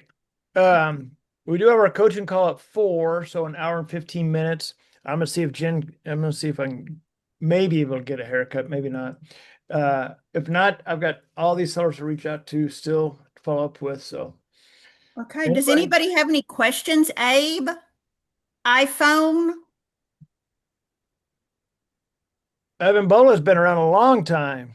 Yeah, he has. A long time. Yeah, he has. Hey, hey, hey. How you doing, man? Hey. You've been stalking me for about 20 years. Been that long? I'll check my calendar. I'll check my journal, my diary, because I remember making a entry into my diary when you started following me. Yeah, yeah. I don't have any questions, but well, maybe a question I have is, what's the best kind of property for lease to buy deal? Yeah, so the best kind of property for a lease option for our model. Again, you can lease option a mobile home. I have before that had land, but for our model to really to make things simple and really make them work effectively is if it'll it's trying to load these pictures here. Sorry, my internet's super slow. Is like, here's a great house. You can see, nice move-in ready home, right? I don't know if so a nice move-in ready home is great where it doesn't need work. Like this house doesn't need any work, Now it doesn't have to have top of the line granite countertops or anything like that. It's just got to be move-in ready, You can and in that category, the house could need some upgrades, right? Some updates. That's fine as long as it's move-in ready. The main thing, it doesn't need repairs. It's not a handyman special, anything like that. And some of these pictures are taking a little bit to load, but you can go to leasing to buy and see. Sorry, it's not loading all these pictures. I mean, here's one John S. got there in 76108.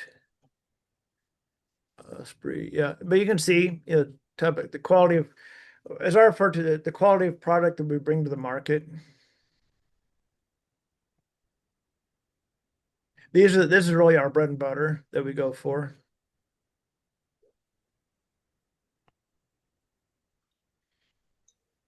Are new builds included in this, or? Yeah, I used to do a fair amount of stuff with actually new home builders. These were smaller builders, mom and pop builders that would get infield lots and build a home and bring them to us to sell or to lease option. Yeah, you can do new builds all day long.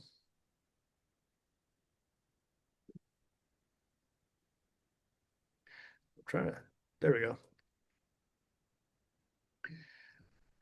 Well, all right, guys, this has been we've gone almost 3 hours here. I am I'm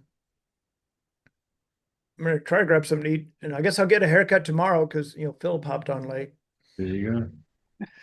So I guess We've got a coaching call in an hour. Yeah. Do you really? Oh my gosh. Yeah, What is it's today? Wednesday. Wednesday. Oh man. I might hijack that one too. Okay. All right, guys. All right. I'll always let you in my Zoom call, Philip. Thank you, John. I'm glad you got my back. I've got you. All right, let's go sell some houses. Yes. All right, guys. Bye, guys. All right. Take care. Bye, everybody. Bye.